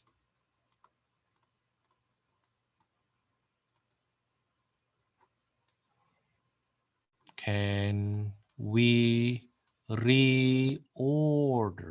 How many orders, maybe to be more precise, how many orders can we get using these 3 letters? Then you will see, oh, there are 3 letters. It will be 3 choice for the first place times 2 choice on the second place times 1 choice in the third place, which is the same to 3 factorial. There are 3 factorial ways. Now, let me increase the number. Instead of 3, let's have 5 letters, A, B, C, D, E. How many ways can you rearrange?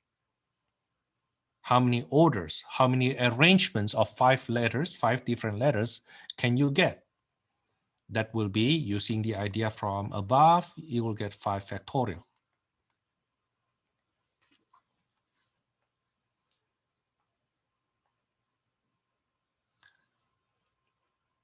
Now, let's change back to that ABC. Suppose instead of having ABC, let's make one of the letter, let's say letter C, to be the same to A. Then how many ways can we rearrange this? And we will see the pattern. Okay. You will see if I try to rearrange them, it's either AAB, ABA, BAA. Only 3 ways. Right? Only 3 ways. Now the question is, how can we get that 3 without listing them? How do we get that 3 without listing them? And this is the way. This is the way. There are 3 letters. Assume all 3 different. There will be 3 factorial way to rearrange them. Divided by how many letters are the same? 2 letters, right? So there are 2 factorial ways to swap these same letters without changing the order. Let me say it again.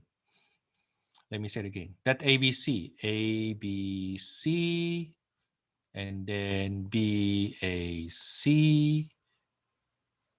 ACB, BCA, CAB, CBA. Those are the 3 factorial. Okay, now the thing is, notice if I change the C becomes A, if I change the C becomes A, then those 6 outcomes now becomes this.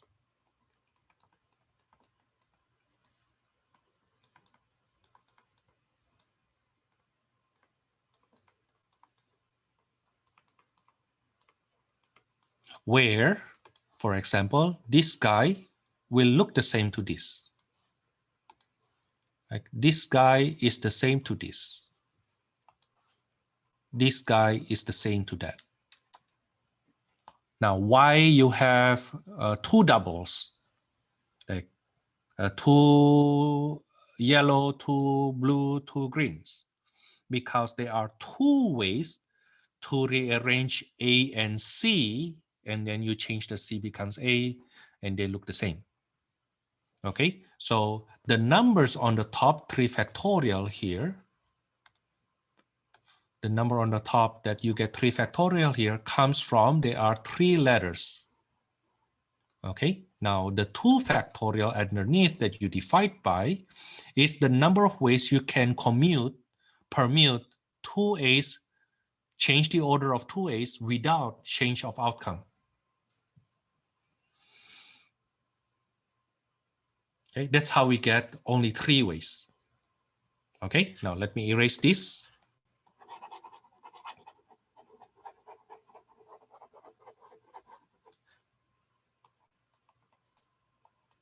I don't want that to be too colorful. Now, suppose I change the question a bit further. Let me move this down. I change the question a bit further. Suppose now I have A, B, B, B.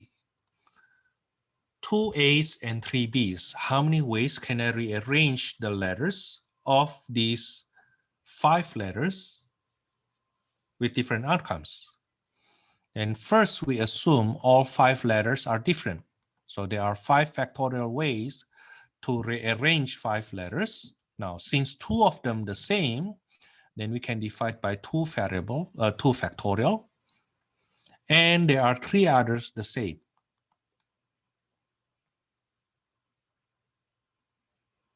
There will be, and you will compute this, and you will get only 10.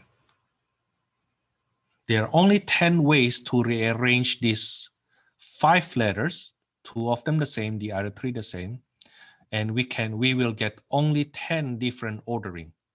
I can even write all 10 for you if you don't get confused. Okay, this is the first one. And then A, B, B, B, A. A, B, B, A, B. A, B, A, B, B.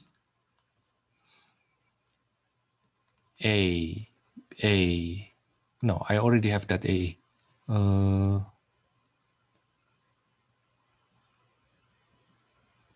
Yeah, I already have that A.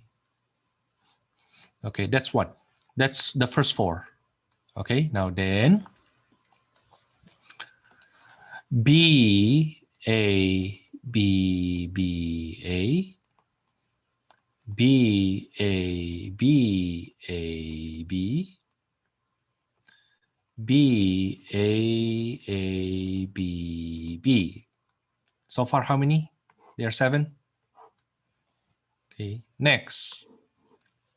B, B, A, B, A. B, B, A, B. And B, B, B, A. There's no other way but this 10. Now, the nice thing about this technique of counting is you know how many possible outcomes without listing all 10. Right? I list all 10 here because I can do it, right? But what happens if it becomes the possible outcomes is like 10,000? Do you want me to list all of them? No, of course we don't want to. I mean, I don't want to. Okay, now then I will extend this a bit further into the following question. Why do I erase that? No need to erase that. Okay, suppose I have the word statistic. Statistics. Then how many different words, doesn't have to be in a How many different passwords, maybe to be more precise, how many different passwords can I create using these 10 letters? How many passwords I can create using these 10 letters? Okay, so let's see first how many different letters we have there. We have I, we have A, right? A, there are two I's. There's one C. There are 1, 2, 3 S's. And there are 3 T's.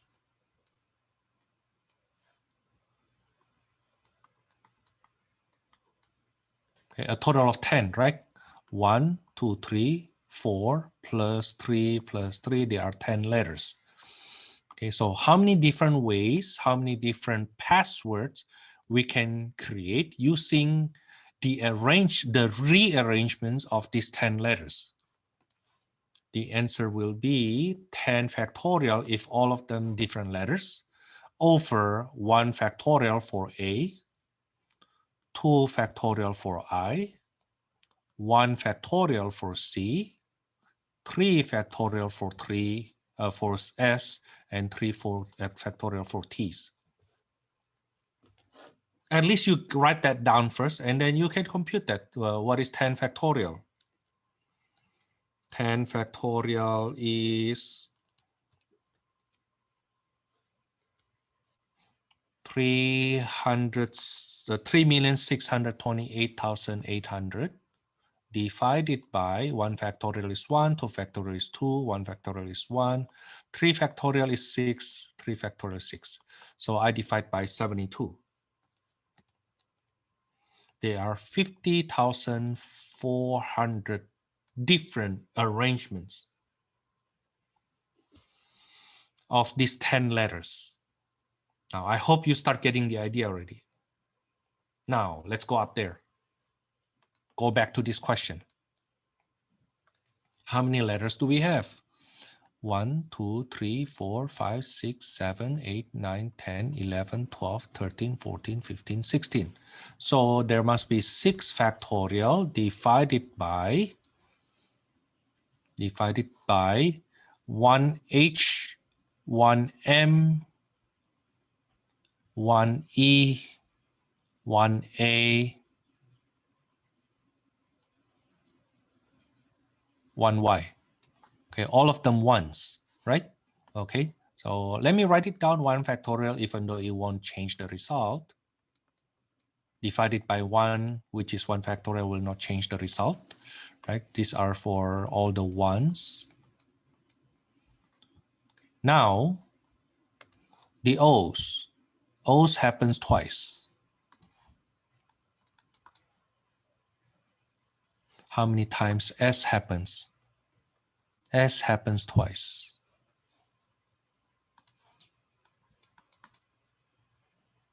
How about C's? C's happens twice. Oh, D happens only once. Okay, I forgot to include that. D happens only once. You don't need to write this down, but I do it for sake of complicity. Completeness, not complicity. And then I happen twice. Now T first. T happens twice.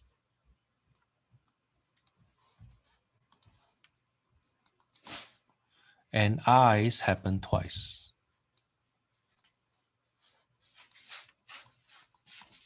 Okay, now to make sure that I already have all the letters, I will add this number. 1 plus 1 plus 1 plus 1 plus 1 plus 1. There are 6 letters happens once.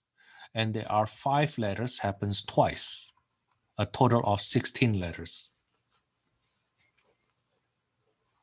Now that's how we compute that. Okay, that's how we compute that. By the way, this is a question that I asked in the past, and different students supposed to get different results. I once asked this question: write your name in one word, like for example, Thomas Arjuna. write your first name and last name in one word, and then compute the number of ways, the number of words, the number of passwords can be written using all the letters from this Thomas Arjuno.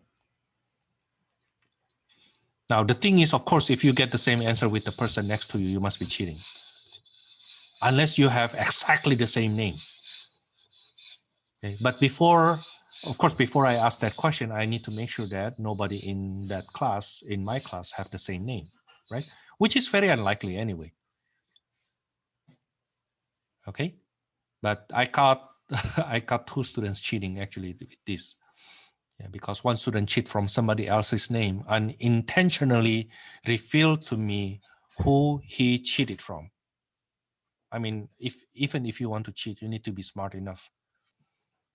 Okay, that's for this number 27. I guess this is where I want to stop. For the Mega Million case and that number 17, the Powerball case, make sure you watch my lecture video. I believe I mentioned it there. And that's actually an interesting, that's one way we apply counting methods to lottery. Okay, so thinking that you buy a Powerball and will win, that's actually a very big leap of faith. In fact, I think one of the questions did this comparison nicely.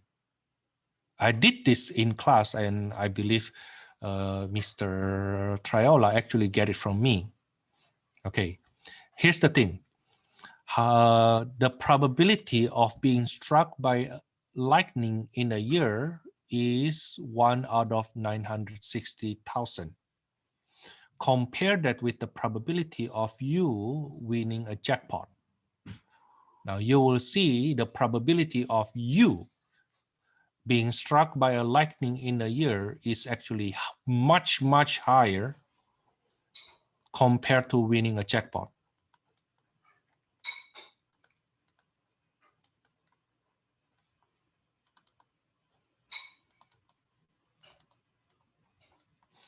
Is much, much higher compared to winning a jackpot. That's kind of strange, huh? Of course, winning a jackpot is a nice thing. Struck by lightning is not nice. Okay, but the number that 1 out of 960,000 is actually by certain computation, they get it. Okay, at least we know one thing. At least we know one thing. Okay, there is a person. There is a person. It's actually going into Guinness Book of Record. There is one person struck by lightning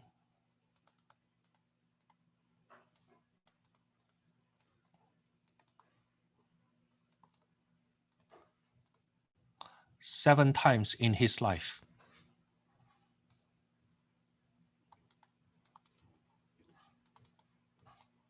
I think that person's still alive. So there's a chance it increase. Okay, but there is only 2 or 3 people, as far as I know, only 2 people get the jackpot twice in their life, maybe 3 times the most. I don't think anybody get 3 times though, but it could be. It could be.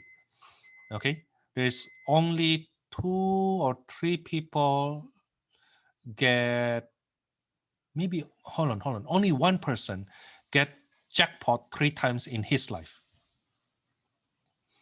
In other words, it's actually easier for you to get struck by lightning compared to you get a jackpot, right? To the point that, you know what, if you expect to get a jackpot, why don't you get struck by lightning first? Of course, no, don't do that. Okay, I will be happy if you win a jackpot, and I hope you remember me. Sharing is caring, right? Okay, but the probability is so small. Now, the reason I share this with you, because in my test tool, which I think I went over my test tool sometime in one of my lecture, which I don't want to do that anymore in future. Or maybe I want to do it, but I always have questions regarding this Mega Million or Super Lotto number 17. What's that? Powerball in my test. Okay, at least the ones very similar to that. Okay, that's for today. This is where I will stop. Don't forget, next week you have a test. See you next week.